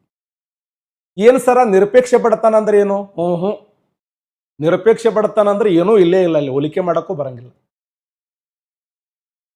ಊಟ ಇಲ್ಲ, ಆಹಾರ ಇಲ್ಲ, ಬಟ್ಟೆ ಇಲ್ಲ, ವಸತಿ ಇಲ್ಲ, ಶಿಕ್ಷಣ ಇಲ್ಲ, ಆರೋಗ್ಯ ಇಲ್ಲ, ಬಹಳ ಕಷ್ಟದ ಪರಿಸ್ಥಿತಿ. ಭಾರತದಂಥ ದೇಶಗಳಲ್ಲಿ, ಪಾಕಿಸ್ತಾನದಂಥ ದೇಶಗಳಲ್ಲಿ, ಅಫ್ಘಾನಿಸ್ತಾನದಂಥ ದೇಶಗಳಲ್ಲಿ, ಶ್ರೀಲಂಕಾದಂಥ ದೇಶಗಳಲ್ಲಿ, ಇವತ್ತು ನಮ್ಮ ಭಾರತದಂಥ ರಾಷ್ಟ್ರಗಳಲ್ಲಿ ಎಂಥ ಬಡತನ ಇದೆ ಅಂದ್ರೆ ನಿರಪೇಕ್ಷ ಬಡತನ ಇದೆ. ಜಗತ್ತಿನ ಶ್ರೀಮಂತ ರಾಷ್ಟ್ರಗಳಲ್ಲಿ ಸಾಪೇಕ್ಷ ಬಡತನ. ಸಾಪೇಕ್ಷ ಬಡತನ ಅಂದ್ರೆ ಏನು? ಹೋಲಿಕೆ ಮಾಡಕ್ಕೆ ಸಾಧ್ಯ ಅದ ಅಲ್ಲಿ. ಏನು ಹೋಲಿಕೆ ಮಾಡ್ಲಕ್ಕ? ಇಲ್ರಿ ಅವ್ರ ಪೇಮೆಂಟ್ 10,000 ಅದ, ಇವ್ರ ಪೇಮೆಂಟ್ ರೀ ಇಲ್ರಿ ಇವ್ರ ಪೇಮೆಂಟ್ 1,000 ರೂಪಾಯಿ ಅದ. 10,000 1,000 ಇಲ್ರಿ 9,000 ಜಾಸ್ತಿ ಇದು. ಹೋಲಿಕೆ ಮಾಡ್ಕೊಳಕ್ ಸಾಧ್ಯ ಅದ? ಇವಕ್ಕೆ ಏನೂ ಇಲ್ಲೇ ಇಲ್ಲಲ್ಲ.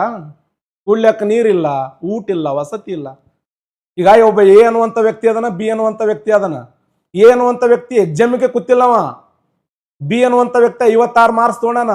ಇವನ್ ಜೊತೆ ಏನು ಹೋಲಿಕೆ ಮಾಡ್ಕೋತಾನವ? ಎಕ್ಸಾಮ್ಗೆ ಕೂತಿಲ್ಲ ಅಂದ್ರೆ ಇದು ನಿರಪೇಕ್ಷ ಬಡತನ. ಇಲ್ಲಿ ಹೋಲಿಕೆ ಮಾಡ್ಕೊಳಕ್ ಬರಂಗೇ ಇಲ್ಲ.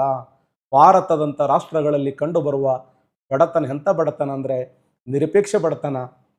ಅಳಬಾರ್ದು ಯಾರು, ಅದಕ್ಕೆ ಏನು ಹೇಳಲ್ಲ ನಾನು. ಸಾಪೇಕ್ಷ ಬಡತನ ಅಂದ್ರೆ ಅಮೇರಿಕ ದೇಶ, ಇಂಗ್ಲೆಂಡ್ ದೇಶ, ಇರಾನ್ ಇರಾಕ್ ದೇಶ, ಕುವೈತ್ ದೇಶ ಹೊಡೆದಾಡಿಸಲಕತ್ತ ನೋಡ್ರಿ. ರೊಕ್ಕ ಜಾಸ್ತಿ ನಮ್ಮ ಮಂದಿ ಅಂದು ಹೊಡೆದಾಡಿಲ್ಲ.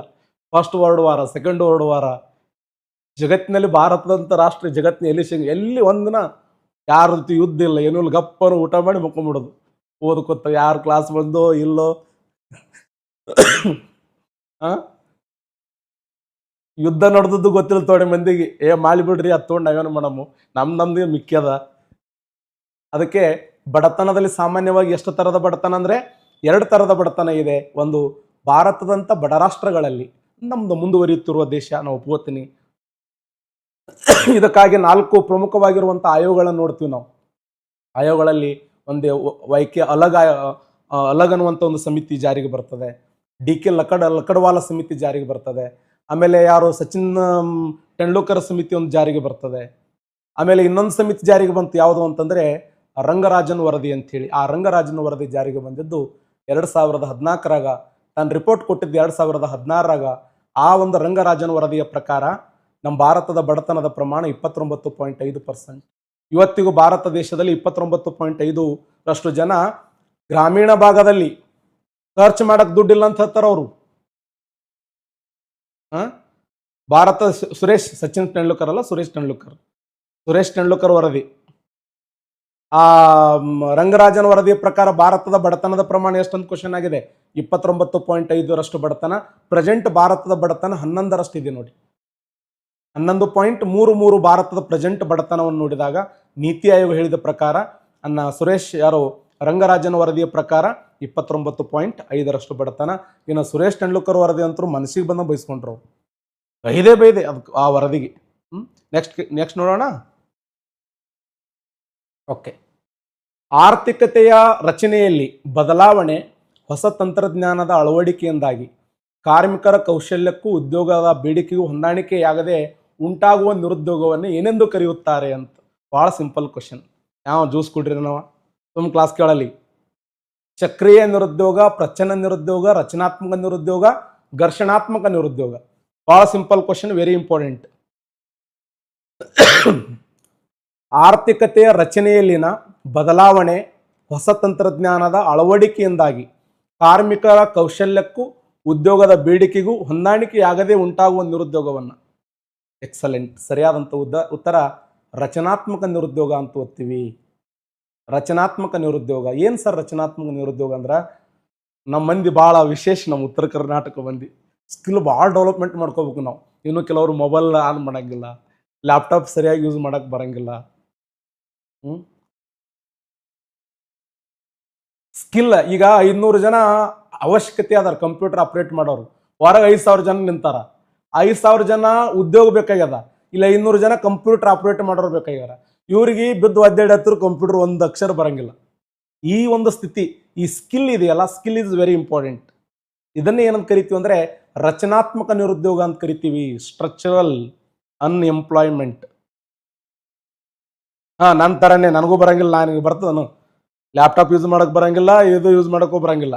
ಈ ಕಲ್ತೀನಿ, ನಿಮ್ಮ ಎಲ್ಲ ಆಶೀರ್ವಾದ ಅದು. ನನ್ನ ಒಳ್ಳಿ ನಿಮ್ಮ ಥರ ಅಂತ. ನನ್ನ ಪಾಠ ಹೇಳೋ ಸ್ಕಿಲ್ ಇದೆ, ಪಾಠ ಹೇಳಬಲ್ಲೆ. ಆ ಬೇಕಾದಂಥ ಮುಂದೆ ಕುಂತಂತೆ ಎಂಥ 10,000 ಜನ ಕೂತರು ಕೂಡ ಅವರನ್ನ ಈ ಸಬ್ಜೆಕ್ಟ್ ತಿಳಿಸಿ ಹೇಳ್ತೀನಿ ನಾ. ಬಟ್ ನೀವು ವಿಮಾನ ಓಡಿಸು, ರೈಲು ಓಡಿಸು, ಅಂತಂದ್ರೆ ರೈಲು ಬರ್ತದ, ನಾನು ವಿಮಾನ ಬರ್ತದ, ಇದನ್ನೇ ಏನಂತ ಕರಿತೀವಿ ಅಂದ್ರೆ ರಚನಾತ್ಮಕ ನಿರುದ್ಯೋಗ ಅಂತ ಓದ್ತೀವಿ. ನಮಗೊಂದು ಸ್ಕಿಲ್ ಬೇರೆ, ಅಲ್ಲೊಂದು ಸ್ಕಿಲ್ ಬೇರೆ. ನೋಡಿ, ಕೌಶಲ್ಯಕ್ಕೂ ಮತ್ತು ಉದ್ಯೋಗದ ಬೇಡಿಕೆಗೂ ಹೊಂದಾಣಿಕೆ ಉಂಟಾಗುವ ನಿರುದ್ಯೋಗವನ್ನು ಏನಂತ ಓದ್ತೀವಿ ಅಂದ್ರೆ ರಚನಾತ್ಮಕ ನಿರುದ್ಯೋಗ ಅಂತ ಓದ್ತೀವಿ. ಅರ್ಥ ಆಯ್ತಾ? ಇನ್ನು ಚಕ್ರೀಯ ನಿರುದ್ಯೋಗ ಅಂದ್ರೆ ಏನು? ಅರ್ಥವ್ಯವಸ್ಥೆ ಏರಿಳಿತಗಳಿಂದ ಉಂಟಾಗುವ ನಿರುದ್ಯೋಗ. ಅರ್ಥವ್ಯವಸ್ಥೆ ಏರಿಳಿತಗಳಿಂದ ಉಂಟಾಗುವ ನಿರುದ್ಯೋಗವನ್ನ ಚಕ್ರೀಯ ನಿರುದ್ಯೋಗ ಅಂತ ಓದ್ತೀವಿ. ಪ್ರಚ್ಛನ್ನ ನಿರುದ್ಯೋಗ ಅಂದ್ರೆ ಏನು? ಪ್ರಚ್ಛನ್ನ ನಿರುದ್ಯೋಗ ಅಂದ್ರೂ ಒಂದೇ, ಮರೆಮಾಚದ ನಿರುದ್ಯೋಗ ಅಂದ್ರೂ ಒಂದೇ.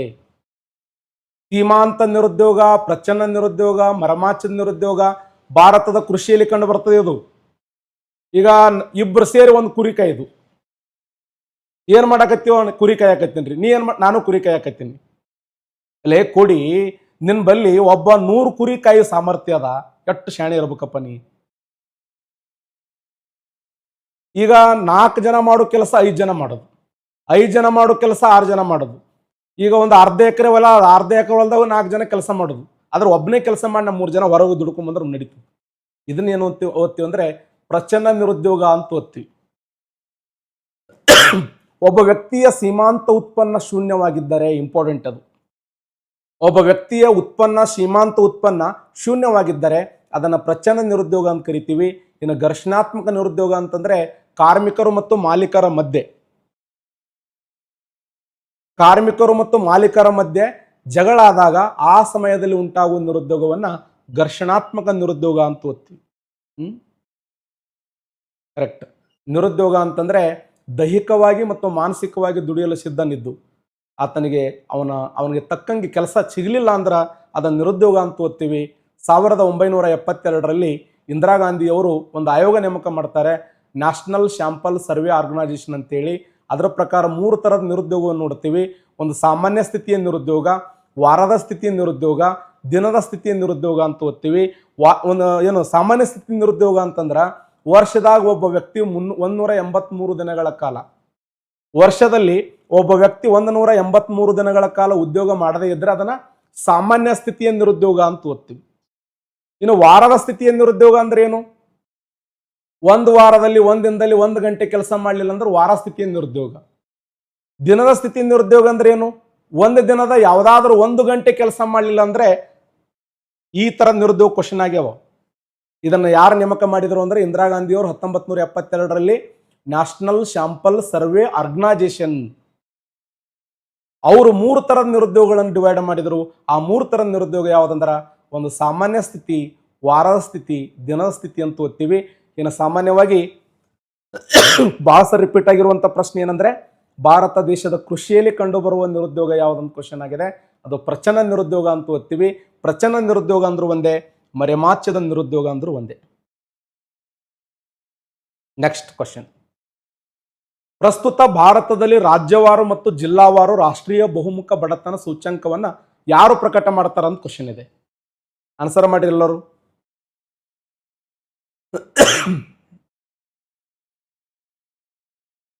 ರಾಷ್ಟ್ರೀಯ ಬಹುಮುಖ ಬಡತನ ಸೂಚ್ಯಂಕವನ್ನು ಮಾಡೋರು ಹಣಕಾಸು ಸಚಿವಾಲಯ, NITI Aayog, reserve Bank of India, ಕಚೇರಿ. ನಂದು ಏನು ಪುಣ್ಯನೂ ಗೊತ್ತಿಲ್ಲ, ನಾ ಸುಮ್ಮನೆ ಕ್ಲಾಸ್ ಜಸ್ಟ್ ಬಂದರೆ ನೀವು 1000 ಜನ ಬರ್ತೀರಿ, ಭಾಳ ಖುಷಿ ಅನ್ನಿಸ್ತದೆ. ಇಲ್ಲ, ನನ್ನ ಮ್ಯಾಗ ನಂಬಿಕೆ ಇದೆ, ಬಟ್ ನಾನೇ ಜಾಸ್ತಿ ಕ್ಲಾಸ್ ತೋತೀನಿ. ಸರಿಯಾದಂಥ ಉತ್ತರ ನೀತಿ ಆಯೋಗ, ರೈಟ್ ಆನ್ಸರ್ ಅಪ್ಪಿ. ಇದು ಬಹಳ ಇಂಪಾರ್ಟೆಂಟ್ ಆಗಿರುವಂಥ ಪ್ರಶ್ನೆ. ಇತ್ತೀಚೆಗೆ ಪ್ರಚಲಿತವಾಗಿ ಪ್ರಸ್ತುತ ಭಾರತದಲ್ಲಿ ರಾಜ್ಯವಾರು ಮತ್ತು ಜಿಲ್ಲಾವಾರು ರಾಷ್ಟ್ರೀಯ ಬಹುಮುಖ ಬಡತನ ಸೂಚ್ಯಂಕವನ್ನು ಯಾರು ಪ್ರಕಟ ಮಾಡ್ತಾರ? ಸರ್ ಬರೀ ಬಡತನ ಅಂದ್ರೆ ಏನು? APJ ಅಬ್ದುಲ್ ಕಲಾಂ ಅವ್ರಿಗೆ ಒಂದು ಕ್ವಶನ್ ಕೇಳಿದ್ರು, ಏನ್ರಿ ಸರ್ ಬಡತನ ಅಂದ್ರೆ ಏನು ಜಮ್ಮು ಕಾಶ್ಮೀರ ಕಾಲೇಜದಲ್ಲಿ? ಅವ್ರು ಹೇಳಿದ್ರು ಬಡತನ ಅಂತಂದ್ರೆ ಯಾರಿಗೆ ಕನಸಿಲ್ಲ ಅವರು ಬಡವರು ಅಂತ, ಯಾರಿಗೆ ಕನಸುಗಳಿಲ್ಲ, ಯಾರಿಗೆ ಡ್ರೀಮ್ಸ್ಗಳಿಲ್ಲಲ್ಲ ಅವರು ಬಡವರು ಅಂತ. ಆದ್ರೆ ಎಕನಾಮಿಕ್ಸ್ ಹಂಗಲ್ಲ. ಎಕನಾಮಿಕ್ಸ್ದಾಗ ಏನು ಹೇಳಿದ್ರು? ಇಲ್ಲ, ಊಟ, ಬಟ್ಟೆ, ವಸತಿ, ಶಿಕ್ಷಣ, ಆರೋಗ್ಯ ಅದಕ್ಕೆ ಹೋಲಿಕೆ ಮಾಡಿದ್ರು. ಆದ್ರ ಈ ನೀತಿ ಆಯೋಗ ಏನು ಮಾಡಿತ್ತಂದ್ರ 3 ರೀತಿಯ ಮಾನದಂಡಗಳನ್ನು ಪರಿಗಣಿಸ್ತು. 3 ರೀತಿಯ ಮಾನದಂಡಗಳನ್ನು ಪರಿಗಣಿಸ್ಯದ. ಆ 3 ರೀತಿಯ ಮಾನದಂಡಗಳು ಯಾವಂದ್ರ, ಒಂದು ಜೀವನ ಶೈಲಿಯ ಬಗ್ಗೆ ಹೇಳ್ತದೆ, ಲೈಫ್ ಸ್ಟೈಲ್ ಬಗ್ಗೆ, ಜೀವನ ಶೈಲಿ. 2 ಆರೋಗ್ಯ, 3 ಶಿಕ್ಷಣ. ಈ 3 ಅಂಶಗಳನ್ನು ಮುಂದಿಟ್ಟುಕೊಂಡು ಜೀವನ ಶೈಲಿ ಅಂದ್ರೆ 4 ಕ್ಯಾಪಿಟಲ್ ತಲಾ ಆದಾಯವನ್ನು ಪರಿಗಣಿಸ್ತೀವಿ. ಅಂದ್ರೆ ಅವ್ರು ಏನಂತಾರೆ, ಜೀವನ ಶೈಲಿಯಲ್ಲಿ ಮತ್ತೆ 6 ಅಂಶಗಳನ್ನು ಪರಿಗಣಿಸ್ತಾರೆ. 6 ಅಂಶ ಅಂದ್ರೆ ಯಾವುವು? 6 ಅಂಶ ಅಂದ್ರೆ ಯಾವುವು? ಒಂದು, ಆಸ್ತಿಯನ್ನು ಪರಿಗಣಿಸಬೇಕು ಅಂತ ಹೇಳ್ತಾರೆ, ಆಸ್ತಿ. ಎರಡನೇದ್ದು, ಬ್ಯಾಂಕ್ ಅಕೌಂಟ್ ಐತೋ ಇಲ್ಲ ಅವ್ರ ಕಡೆ ಆಸ್ತಿ ಆದ ಇಲ್ಲೋ, ಬ್ಯಾಂಕ್ ಅಕೌಂಟ್ ಆದ ಇಲ್ಲೋ. ಆಮೇಲೆ ಗ್ಯಾಸ್, ಮನ್ಯಾಗ GP ಏನು LPG ಗ್ಯಾಸ್ ಆದ ಇಲ್ಲೋ, ಗ್ಯಾಸನ್ನ ಪರಿಗಣಿಸ್ತಾರೆ. ಆಮೇಲೆ ವಾಟರ್, ಕುಡ್ಲಕ್ ಶುದ್ಧವಾಗಿರುವಂತ ನೀರು ಆದೋ ಇಲ್ಲೋ, ಕುಡಿಯುವ ನೀರು. ಆಮೇಲೆ ವಿದ್ಯುತ್ತನ್ನು ಅವರು ಸರಿಯಾಗಿ ಬಳಸ್ತಾ ಇಲ್ಲೋ, ಆಮೇಲೆ ಅವ್ರಿಗೆ ಮನಿ ಆದ ಇಲ್ಲೋ. ನೋಡಿ, 6 ಅಂಶಗಳನ್ನು ಪರಿಗಣಿಸ್ಯಾರ. ಜೀವನ ಶೈಲಿಯಲ್ಲಿ ನೀತಿ ಆಯೋಗದ ರಾಷ್ಟ್ರೀಯ ಬಹುಮುಖ ಬಡತನ ಸೂಚ್ಯಂಕದಲ್ಲಿ ಬಳಕೆ ಮಾಡಿದ ಮಾನದಂಡಗಳ ಸಂಖ್ಯೆ ಟೋಟಲ್ 12 ಆಗ್ತವೆ ಅಂಶಗಳು. ಅದರ ಇಂಪಾರ್ಟೆಂಟ್ ಆಗಿರುವಂತ ಅಂಶ ಏನು ಅಂತಂದ್ರೆ, ಜೀವನ ಶೈಲಿ, ಅವ್ರಿಗೆ ಆಸ್ತಿ ಆದೋ ಇಲ್ಲೋ, ಬ್ಯಾಂಕ್ ಅಕೌಂಟ್ ಐತೋ ಇಲ್ಲೋ, ಆಮೇಲೆ ಅವ್ರ ಕಡೆ ಗ್ಯಾಸ್ LPG ಗ್ಯಾಸ್ ಆದೋ ಇಲ್ಲೋ, ಆಮೇಲೆ ಅವ್ರಿಗೆ ಕುಡ್ಲಕ್ಕೆ ಶುದ್ಧವಾದ ನೀರು ಅದಾವೋ ಇಲ್ಲೋ, ಮನ್ಯಾಗ ಕರೆಂಟ್ ಐತೋ ಇಲ್ಲೋ. ಎಷ್ಟೋ ಈ ಕ್ಲಾಸ್ ಕೇಳುವಂತ ವಿದ್ಯಾರ್ಥಿಗಳಲ್ಲಿ ಇದರ ಎಷ್ಟೋ ಅಂಶಗಳಿಲ್ಲ. ನನ್ಗೆ ಗೊತ್ತು, ಇದ್ರ ಎಷ್ಟೋ ಅಂಶಗಳಿಲ್ಲ. ಕೆಲವ್ರಿಗೆ ಆಸ್ತಿ ಇಲ್ಲ, ಕೆಲವ್ರ ಮನೆ ಅಕೌಂಟ್ ಬ್ಯಾಂಕ್ ಬ್ಯಾಲೆನ್ಸೇ ಇಲ್ಲ. ಎಷ್ಟೋ ಮನೆಗಳಲ್ಲಿ ಇವತ್ತು ಕಟ್ಟಿಗೆ ಮೂಲಕನೂ ಗ್ಯಾಸ್ ಯೂಸ್ ಮಾಡಂಗಿಲ್ಲ. ಶುದ್ಧ ಕುಡಿಯುವ ನೀರು ಎಷ್ಟು ಮನೆ ಯೂಸ್ ಮಾಡ್ತೀವಿ ಹೇಳ್ರಿ ನಾವು ನಮ್ಮ ಮನೆಗಂತೂ ಇವತ್ತಿಗೂ ಫಿಲ್ಟರ್ ನೀರು ಇಲ್ಲೇ ಇಲ್ಲ. ಆಮೇಲೆ ಯಾವುದು ಇದು ಯೂಸ್ ಮಾಡಂಗಿಲ್ಲ ಅವರು, ಏನು ನಮ್ಮ ತಂದೆ ತಾಯಿ ಗ್ಯಾಸ್ ಯೂಸ್ ಮಾಡಂಗಿಲ್ಲ, ಕಟ್ಟಿಗೆ ಒಲೆನೇ ಯೂಸ್ ಮಾಡ್ತಾರೆ. ಆಮೇಲೆ ವಿದ್ಯುತ್, ಈಗ ನಾವು ಸಣ್ಣವರೆಲ್ಲ ಕೈ ವಿದ್ಯುತ್ ಇರಲಿ, ಈಗ ವಿದ್ಯುತ್ ಇದೆ. ಆಮೇಲೆ ಸ್ವಂತ ಅಂತರೂ ಮನೆ ಅದು ಊರಾಗ. ಅಂದ್ರೆ ಎಷ್ಟೋ ಕುಟುಂಬಗಳಲ್ಲಿ ಜೀವನ ಶೈಲಿ, ಲೈಫ್ ಸ್ಟೈಲ್ ಅನ್ನು ಪರಿಗಣಿಸಿದಾಗ ಇದು ಹೆಂಗ್ ನೆನ್ಪಿಡ್ತೀರಿ ನೋಡ್ರಿ, ಹಿಂಗ್ ನೆನ್ಪಿಡ್ರಿ ನೋಡಮ್. ABCDEH ಅಂತ ನೆನ್ಪಿಟ್ಬಿಡಿ. ABCDH ನೆನಪು ಉಳಿತದ. ಎ ಅಂದ್ರೆ ಏನು? ಅಸೆಟ್. ಬಿ ಅಂದ್ರೆ ಏನು? ಬ್ಯಾಂಕ್ ಬ್ಯಾಲೆನ್ಸ್ ಅಥವಾ ಬ್ಯಾಂಕ್ ಅಕೌಂಟ್. ಸಿ ಅಂದ್ರೆ ಏನು ಓದ್ತೀರಿ ನೀವು? ಗ್ಯಾಸ್.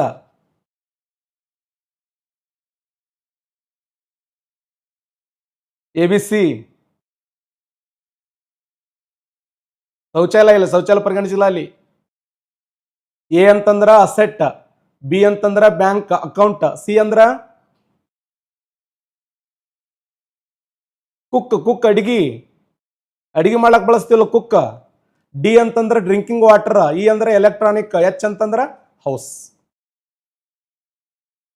ಇನ್ನ ಆರೋಗ್ಯದಲ್ಲಿ ಪೌಷ್ಟಿಕ ಆಹಾರ, ನಾವು ಸುಮ್ಮನೆ ಊಟ ಮಾಡೋದಲ್ಲ, ನಮ್ಮ ಆಹಾರದಲ್ಲಿ ಎಷ್ಟು ಕ್ವಾಲಿಟಿ ಇದೆ ಅನ್ನೋದು ಇಂಪಾರ್ಟೆಂಟ್. ಅದಕ್ಕೆ ತಕ್ಕಂತೆ ಏನು ತಾಯಂದರ ಮರಣ ಪ್ರಮಾಣ, ಶಿಶು ಮರಣ ಪ್ರಮಾಣ, ಮಗುವಿನ ಮರಣ ಪ್ರಮಾಣ, ಇವೆಲ್ಲ ಪರಿಗಣಿಸ್ತಾರಲ್ಲಿ. ಇನ್ನು ಶಿಕ್ಷಣದಲ್ಲಿ ಅವ ಎಷ್ಟು ದಿನ ಸಾಲಿ ಹೋಗ್ಯಾನ, ಯಾಕಂದ್ರೆ 88 ಅನ್ನೋ ಬಂದಿದ ಒಳಗೆ ಎಷ್ಟು ದಿನ ಸಾಲಿ ಹೋಗ್ಯಾನ ಅನ್ನೋದು ಭಾಳ ಇಂಪಾರ್ಟೆಂಟ್. ಅವ್ರ ಮನೆಗೆ ಎಷ್ಟು ಜನ ಸಾಲಿ ಕಲ್ತಾರ ಅನ್ನೋದು ಇಂಪಾರ್ಟೆಂಟ್. ಆ 2 ಪಾಯಿಂಟ್ ಪರಿಗಣಿಸ್ಯಾರ. ನೋಡಿ ಎಷ್ಟು 12 ಪಾಯಿಂಟ್ ಅದು. ಇಲ್ಲಿ 4, ಇಲ್ಲಿ 2, ಅಲ್ಲಿ 6, 12. ಅದಕ್ಕೆ 12 ಈ ರಾಷ್ಟ್ರೀಯ ಬಹುಮುಖ ಬಡತನ ಸೂಚ್ಯಂಕದಲ್ಲಿ ನೀತಿ ಆಯೋಗ ಎಷ್ಟು ಅಂಶಗಳನ್ನು ಪರಿಗಣಿಸಿದ್ದಾರಂತ ಕ್ವಶನ್ ಕೇಳ್ಯಾನ. 12 ಅಂಶಗಳು. ಸಾಲಿಗೆ ಎಷ್ಟು ಹೋಗ್ಯಾನ? ಉದಾಹರಣೆ, ನಮ್ಮ ಅವ್ವ ಅಪ್ಪ ಸಾಲಿ ಕಲ್ತಿಲ್ಲ, ನಾ SSLC ಮುಗಿದವ್ರಿಗೆ ಹಾಲ್ ಟಿಕೆಟ್ ತೊಗೊಂಡೋದು ಗೊತ್ತು, ಆಮೇಲೆ ಸೆಕೆಂಡ್ PUC ಒಳ್ಳೆ ರಿಸಲ್ಟ್ ಮಾಡಿದೆ ನಾನು. ಎಷ್ಟೋ ಕುಟುಂಬಗಳಲ್ಲಿ ತಂದೆ ತಾಯಿ ಇವ್ರು ಏನು ಕಲಿತಾರ ಕಲಿತಿ. ಆಮೇಲೆ ನಾವು ನಮ್ಮ ಆತ್ಮಸಾಕ್ಷಿಯ ಕಲಿಬೇಕು, ಅದು ಬಹಳ ಮುಖ್ಯ. ಆತ್ಮಸಾಕ್ಷಿ, ಎಷ್ಟೋ ಜನ ಸಾಲಿಗೆ ಹೋದ ನಂತರ ಸಾಲಿಗೆ ಹೋಗಂಗಿಲ್ಲ, ಅದಕ್ಕೆ ಅಟೆಂಡೆನ್ಸ್ ತೊಗೊಂಡ್ರ ಅವರು ನೀತಿ ಆಯೋಗದವರು. ನೋಡಿ, ಶಿಕ್ಷಣದಲ್ಲಿ ಅವನ ಹಾಜರಾತಿ ಪ್ರಮಾಣ, ಅವ್ರ ಮನೆಯಲ್ಲಿ ಎಷ್ಟು ಜನ ಸಾಲಿ ಕಲ್ತಾರ ಅನ್ನುವಂಥ ಪ್ರಮಾಣ, ಆಮೇಲೆ ಆರೋಗ್ಯವನ್ನು ಪರಿಗಣಿಸಿದಾಗ ಪೌಷ್ಟಿಕ ಆಹಾರ, ಶಿಶು ಮರಣ ದರ, ತಾಯಂದರ ಮರಣ ಪ್ರಮಾಣ, ಮಗುವಿನ ಮರಣ ಪ್ರಮಾಣ, ಜೀವನ ಶೈಲಿಯಲ್ಲಿ ಆಸ್ತಿ, ಬ್ಯಾಂಕ್ ಬ್ಯಾಲೆನ್ಸ್ ಅಥವಾ ಬ್ಯಾಂಕ್ ಅಕೌಂಟ್, ಗ್ಯಾಸ, ಕುಡಿಯುವ ನೀರ, ವಿದ್ಯುತ್ ಮತ್ತು ಮನೆ. ನೆಕ್ಸ್ಟ್ ಹೋಗೋಣ. ಮಹಲ್ನೋಬಿಸ್ ಮಾದರಿಯನ್ನು ಆಧರಿಸಿ ಭಾರಿ ಕೈಗಾರಿಕೆಗಳಿಗೆ ಒತ್ತು ನೀಡುವ ಪಂಚವಾರ್ಷಿಕ ಯೋಜನೆ ಯಾವುದು ಅಂತ ಕ್ವಶನ್ ಇದೆ.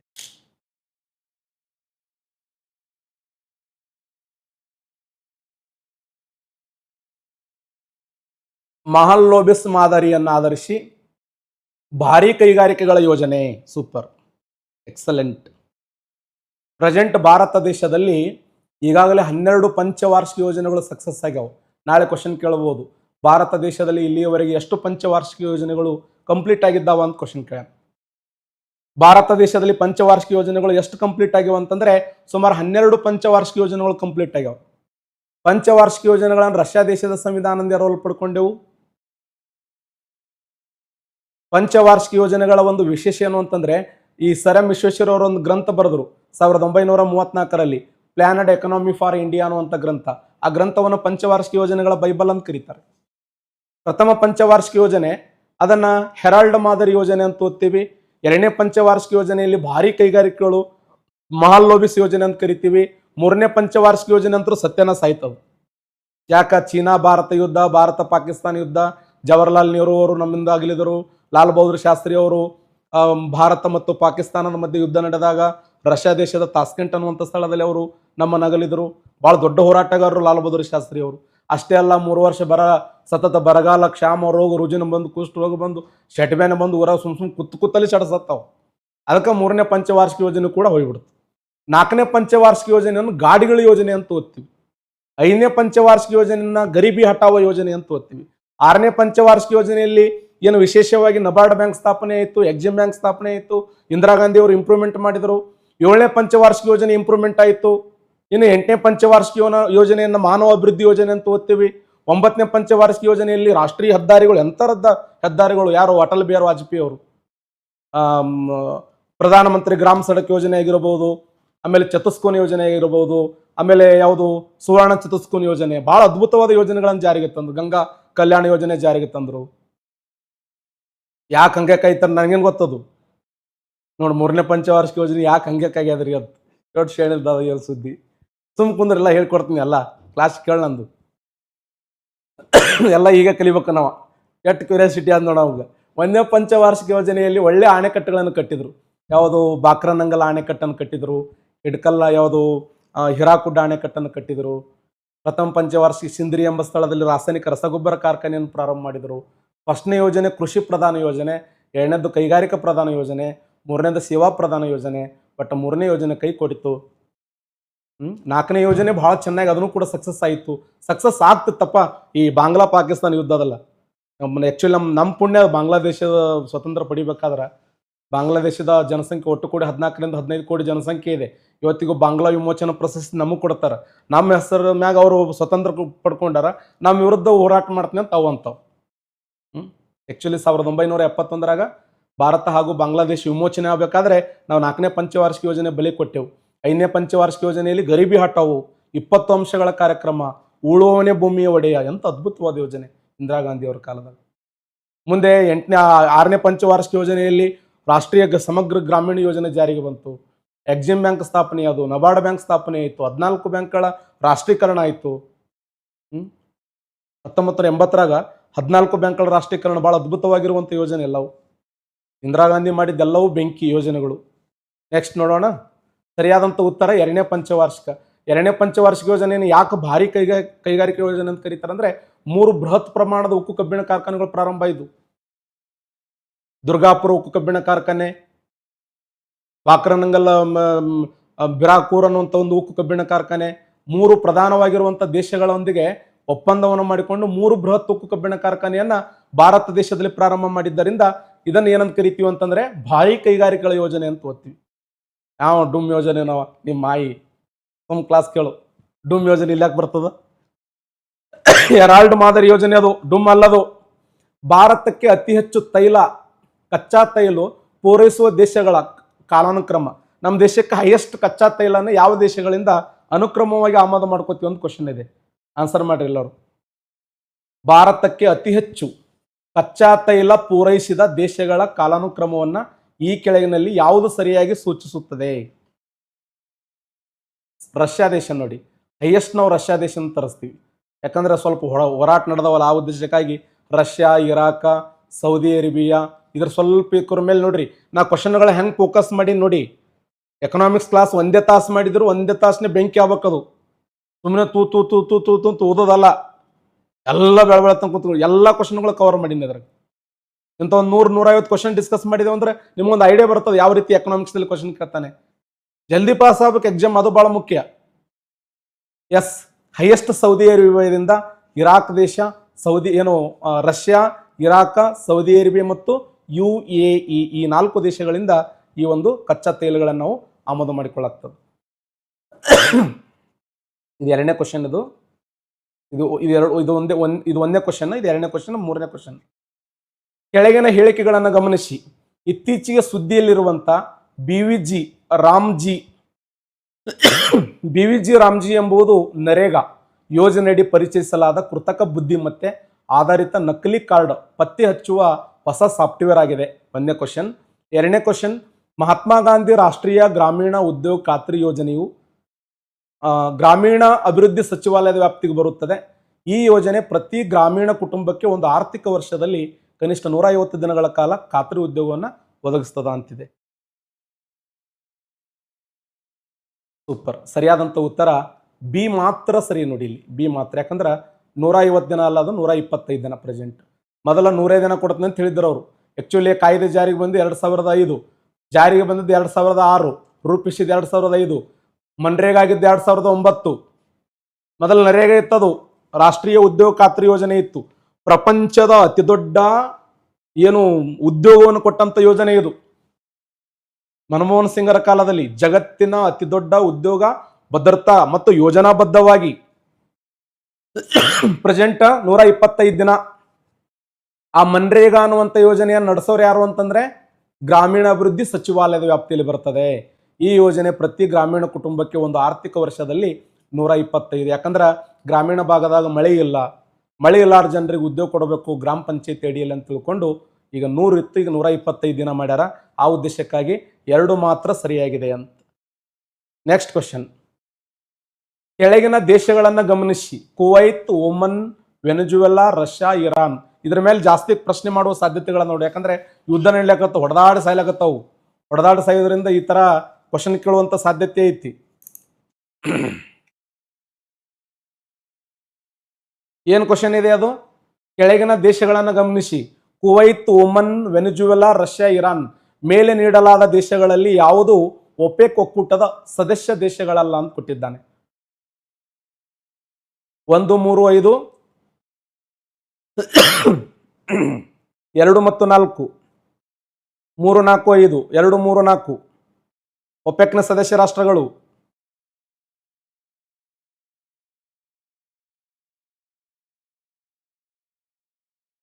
ಸರಿಯಾದಂತ ಉತ್ತರ ನೋಡಿ. ಒಪೆಕ್ ಸ್ಥಾಪನೆ ಆಗಿದ್ದೆ ಯಾವಾಗ? 1967 ಸ್ಥಾಪನೆ ಆಗಿದೆ. ತೊಡೆ ಮಂದಿ ಒಪೆಕ್ ಅಂದ್ರೆ ಗೊತ್ತಿಲ್ಲ, ಅದು ಬಹಳ ಇಂಪಾರ್ಟೆಂಟ್. ಒಪೆಕ್ ಅಂದ್ರೆ ಏನು? ತೈಲ ರಫ್ತು ಮಾಡುವ ರಾಷ್ಟ್ರಗಳ ಒಕ್ಕೂಟ. ನೋಡಿ, organisation for petroleum exporting country. Organisation for petroleum exporting country 1967ರಲ್ಲಿ ಬಾಗ್ದಾದ್ ಸಮಾವೇಶದಲ್ಲಿ ಈ ಒಂದು ಒಪೆಕ್ ಅನ್ನು ಸ್ಥಾಪನೆ ಮಾಡಬೇಕಂತ ತಿಳ್ಕೊಂಡು ಒಂದು ಸಮಾವೇಶದಲ್ಲಿ ಪಾಸ್ ಆಯಿತು. 1967ರಲ್ಲಿ ಇದು ಸ್ಥಾಪನೆ ಆಗ್ತದ. ಇದು ಹೆಡ್ ಕ್ವಾರ್ಟರ್ ಇರೋದು ಆಸ್ಟ್ರಿಯಾ ದೇಶದ ವಿಯೆನ್ನಾ ಅನ್ನುವಂಥ ಸ್ಥಳ. ಆಸ್ಟ್ರಿಯಾ ದೇಶದ ವಿಯೆನ್ನಾದಲ್ಲಿ ಇದರ ಹೆಡ್ ಕ್ವಾರ್ಟರ್ ಇದೆ.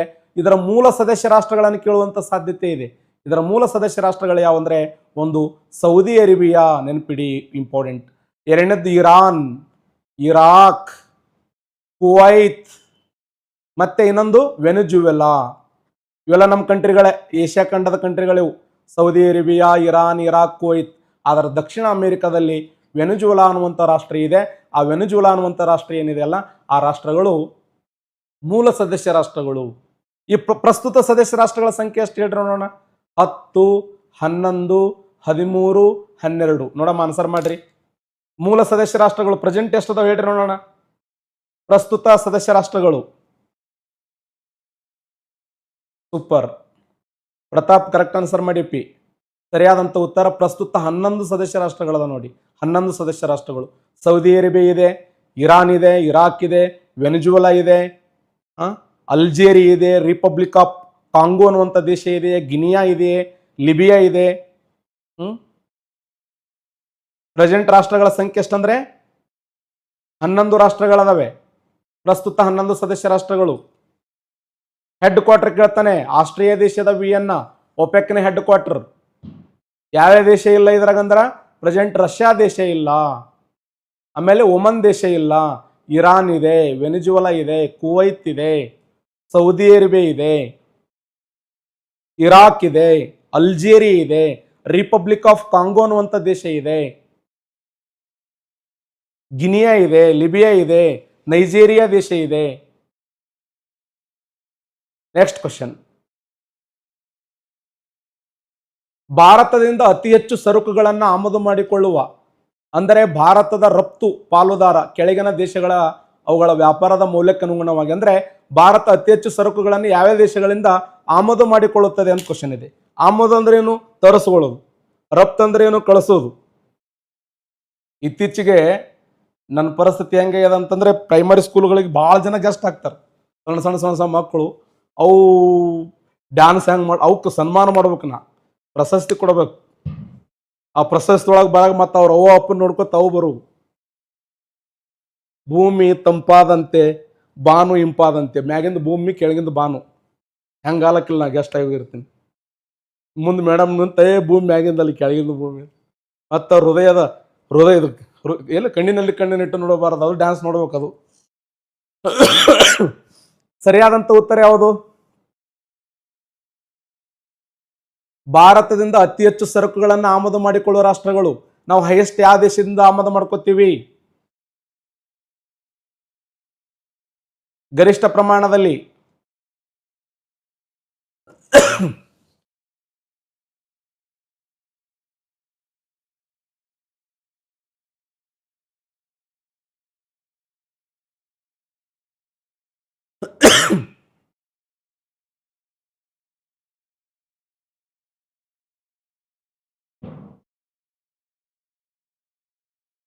UAE ಜಾಸ್ತಿ ಮಾಡ್ಕೋತೀವೋ, ಏನೋ ಸಿಂಗಾಪುರದಿಂದ ಜಾಸ್ತಿ ಮಾಡ್ಕೋತೀವೋ, ಅಮೆರಿಕದ ಸಂಯುಕ್ತ ಸಂಸ್ಥಾನದಿಂದನೋ, ಚೀನಾ ದೇಶದಿಂದನೋ?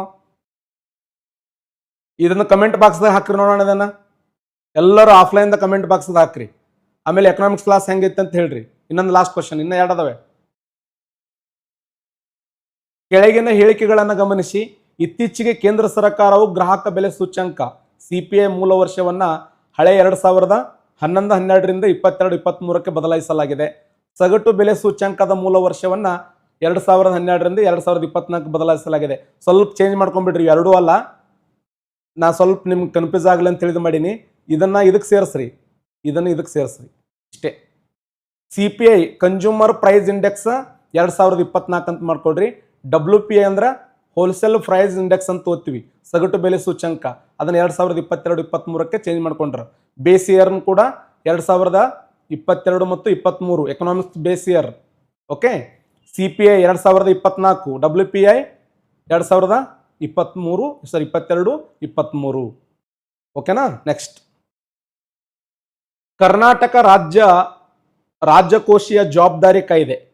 ರಾಜ್ಯ ಒಟ್ಟು ಸಾಲವು GDPಯ ಒಟ್ಟು ಆಂತರಿಕ ಉತ್ಪನ್ನ ಎಷ್ಟು ಶೇಕಡಾವಾರು? ಅಂದ್ರೆ ಅವ್ರು ಹೇಳ್ಯಾರ, ಅವ್ರು ಏನು ಅಂತಂದ್ರೆ 2026-27 ಬಜೆಟ್ನಲ್ಲಿ, ಬಜೆಟ್ ಸಂಬಂಧಪಟ್ಟಂಗೆ ಒಂದು 30 ಕ್ವಶನ್ ಡಿಸ್ಕಸ್ ಮಾಡ್ತೀನಿ ನಿಮಗೆ. ಕರ್ನಾಟಕ ಬಜೆಟ್ 2026-27 ಬಜೆಟ್ನಲ್ಲಿ ಈಗ ಅವ್ರು ಏನು ಹೇಳ್ಯಾರ ಅಂದ್ರೆ, ಆನ್ಸರ್ ನೋಡಿ ಇಲ್ಲಿ. ಸರಿಯಾದಂತ ಉತ್ತರ ಬಿ, ರೈಟ್ ಆನ್ಸರ್. 25 ಮಿತಿ, ಪ್ರಸ್ತುತ 24.5 ಅಂದ್ರೆ ಬಜೆಟ್ 100 ರೂಪಾಯಿ ಇದೆ ಅಂತಂದ್ರೆ 100 ರೂಪಾಯಿದಾಗ ನಾವು 25 ರೂಪಾಯಿ ಸಾಲ ಮಾಡಿವಿ ಅಂತ ಅರ್ಥ. ಬಜೆಟ್ ನೀವು ಮತ್ತು 100 ಬಜೆಟ್ ಇಟ್ಟು 100ಕ್ಕೆ 100 ರೂಪಾಯಿ ಸಾಲ ಮಾಡಿದ್ರೆ ಅದೇನು ಆಯ್ತು? ಸಿಂಪಲ್. ಏನ್ ಮಿತಿ ಅಂತಂದ್ರೆ 25ರಷ್ಟು ಮಿತಿಯನ್ನು ಮೀರಬಾರದು ಅನ್ನುವಂಥದ್ದು. 25% ಮಿತಿ, ಪ್ರಸ್ತುತ 25 ಅಂದ್ರೆ 24.9 ಇದೆ. GSDP ಅಂದ್ರೆ ಏನು? Gross state development domestic product ಅಂತ ಓದ್ತೀವಿ. ಅಂದ್ರೆ ಒಟ್ಟು ರಾಜ್ಯ ಆಂತರಿಕ ಉತ್ಪನ್ನ. ಆ ಒಟ್ಟು ರಾಜ್ಯ ಆಂತರಿಕ ಉತ್ಪನ್ನ ಈ ಪ್ರೆಸೆಂಟ್ ಮನೆ 4 ಲಕ್ಷ ಕೋಟಿ ನಾವು ಬಜೆಟ್ ಮಂಡಿಸಿದೆವು. ಆ 4 ಲಕ್ಷ ಕೋಟಿದಾಗ 4 ಲಕ್ಷ ಕೋಟಿ ಸಾಲ ತಂದ್ರ ಅಂತಲ್ಲ, 4 ಲಕ್ಷ ಕೋಟಿದಾಗ 1 ಲಕ್ಷ ಕೋಟಿ ಸಾಲ ಮಾಡ್ರಿ ಅಂತ ಅರ್ಥ ಅದ್ರ ಮೀನಿಂಗ್.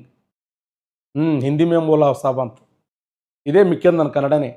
ಪ್ರಾಥಮಿಕ ಕೊರತೆಯ ಸರಿಯಾದ ವ್ಯಾಖ್ಯಾನ ಯಾವುದು ಅಂತ ಕ್ವಶನ್ ಇದೆ. ಪ್ರಾಥಮಿಕ ಕೊರತೆಗಳಲ್ಲಿ 4 ಪ್ರಕಾರ. ಕೊರತೆ ಬಜೆಟ್ ಅಂತ ಓದ್ತೀವಿ, ವಿತ್ತೀಯ ಕೊರತೆ ಅಂತ ಓದ್ತೀವಿ, ಪ್ರಾಥಮಿಕ ಕೊರತೆ ಅಂತ ಓದ್ತೀವಿ, ಮತ್ತೆ ಬಂಡವಾಳ ಕೊರತೆ ಅಂತ ಓದ್ತೀವಿ. ಇಲ್ಲಿ ಪ್ರಾಥಮಿಕ ಕೊರತೆ ಅಂದ್ರೆ ಏನು? ಬಹಳ ಸಿಂಪಲ್.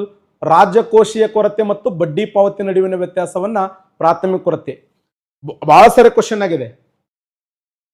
ಅಂದ್ರೆ ವಿತ್ತೀಯ ನೀತಿಯಲ್ಲಿ ಬಡ್ಡಿ ಪಾವತಿಯನ್ನು ಕಳೆದಾಗ, ದೇಶದ ವಿತ್ತೀಯ ನೀತಿಯಲ್ಲಿ, ವಿತ್ತೀಯ ಕೊರತೆಯಲ್ಲಿ ಈ ಬಡ್ಡಿ ಪಾವತಿಯನ್ನು ಕಳೆದಾಗ ಉಳಿಯುವುದೇ ಪ್ರಾಥಮಿಕ ಕೊರತೆ. ಅದರ ಬಗ್ಗೆ ನಾನು ಸ್ಪೆಷಲ್ ಆಗಿ ಹೇಳ್ತೇನೆ ನಿಮಗೆ. ಇದು ಆನ್ಸರ್ ಮಾಡಿ. FDI ನಮ್ಮ ದೇಶಕ್ಕೆ ಯಾವ ದೇಶಗಳಿಂದ ಹೈಯೆಸ್ಟ್ ಹರಿದು ಬರ್ತದೆ?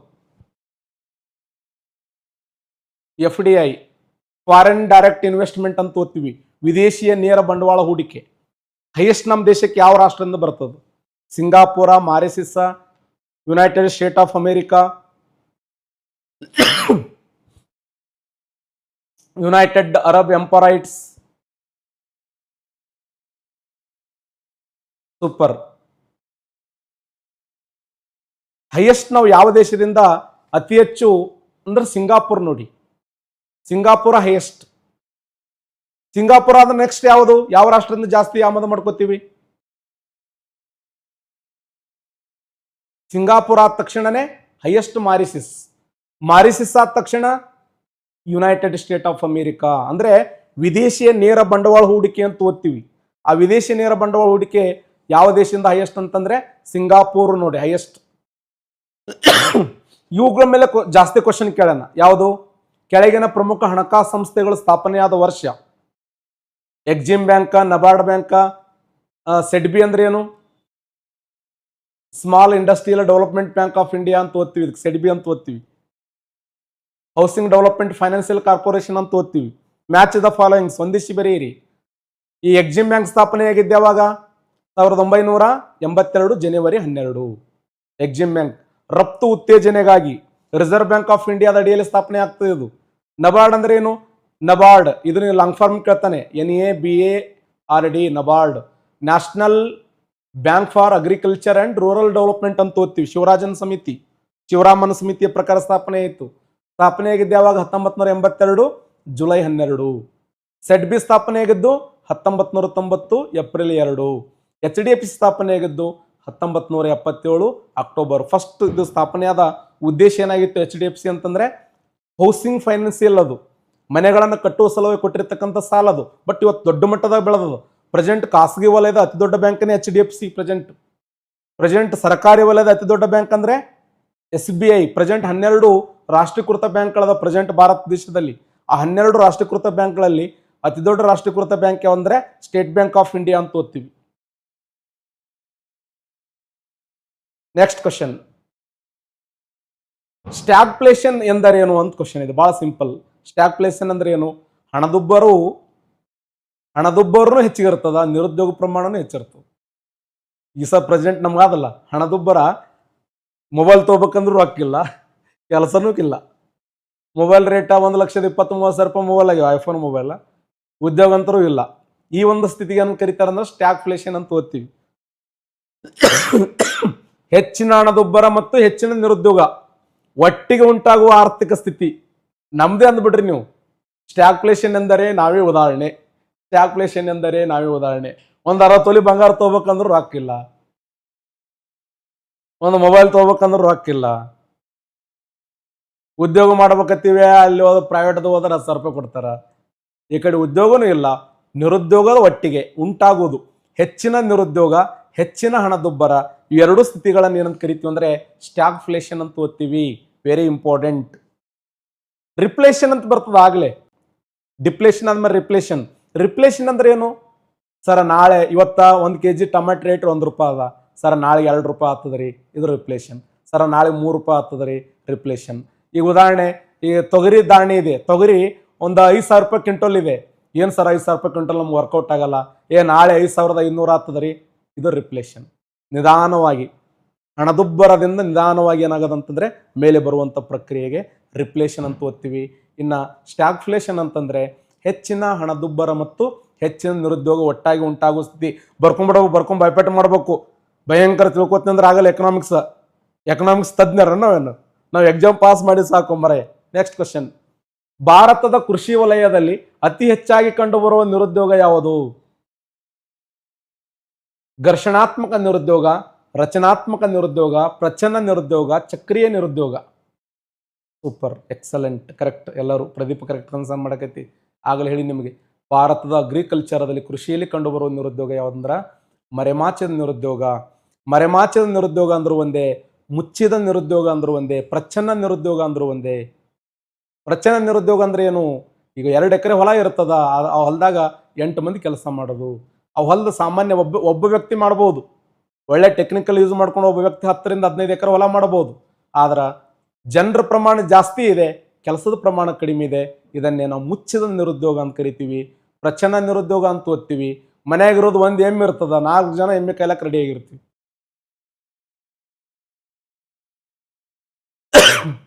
Next question, last question.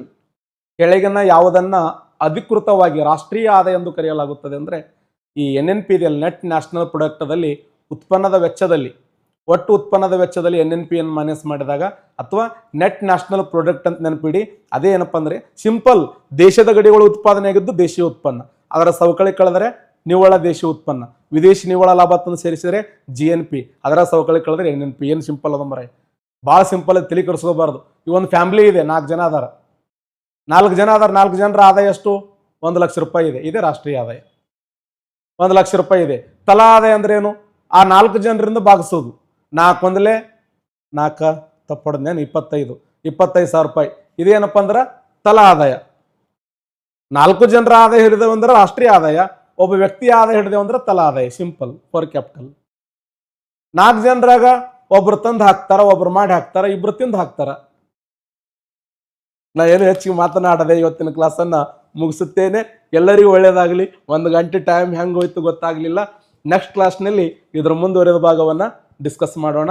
ಈ 4 ಜನರಲ್ಲಿ ನೀವು ಯಾರಾದ್ರೂ ನೀವು ವಿಚಾರ ಮಾಡ್ರಿ, ಓದ್ರಿ ಚೆನ್ನಾಗಿ, ಅಳಬಾರ್ದು ಯಾರು. ನಾ ಏನ್ರ ಅಂದಿನಿ, ಏನು ಆಡಿನಿ ಮಾಡಬಾರ್ದಪ್ಪ, ಓದಂತ ನಾ ಅಂದಿನ. ಸುಮ್ ಜಗಳ ಅನ್ನೋದು.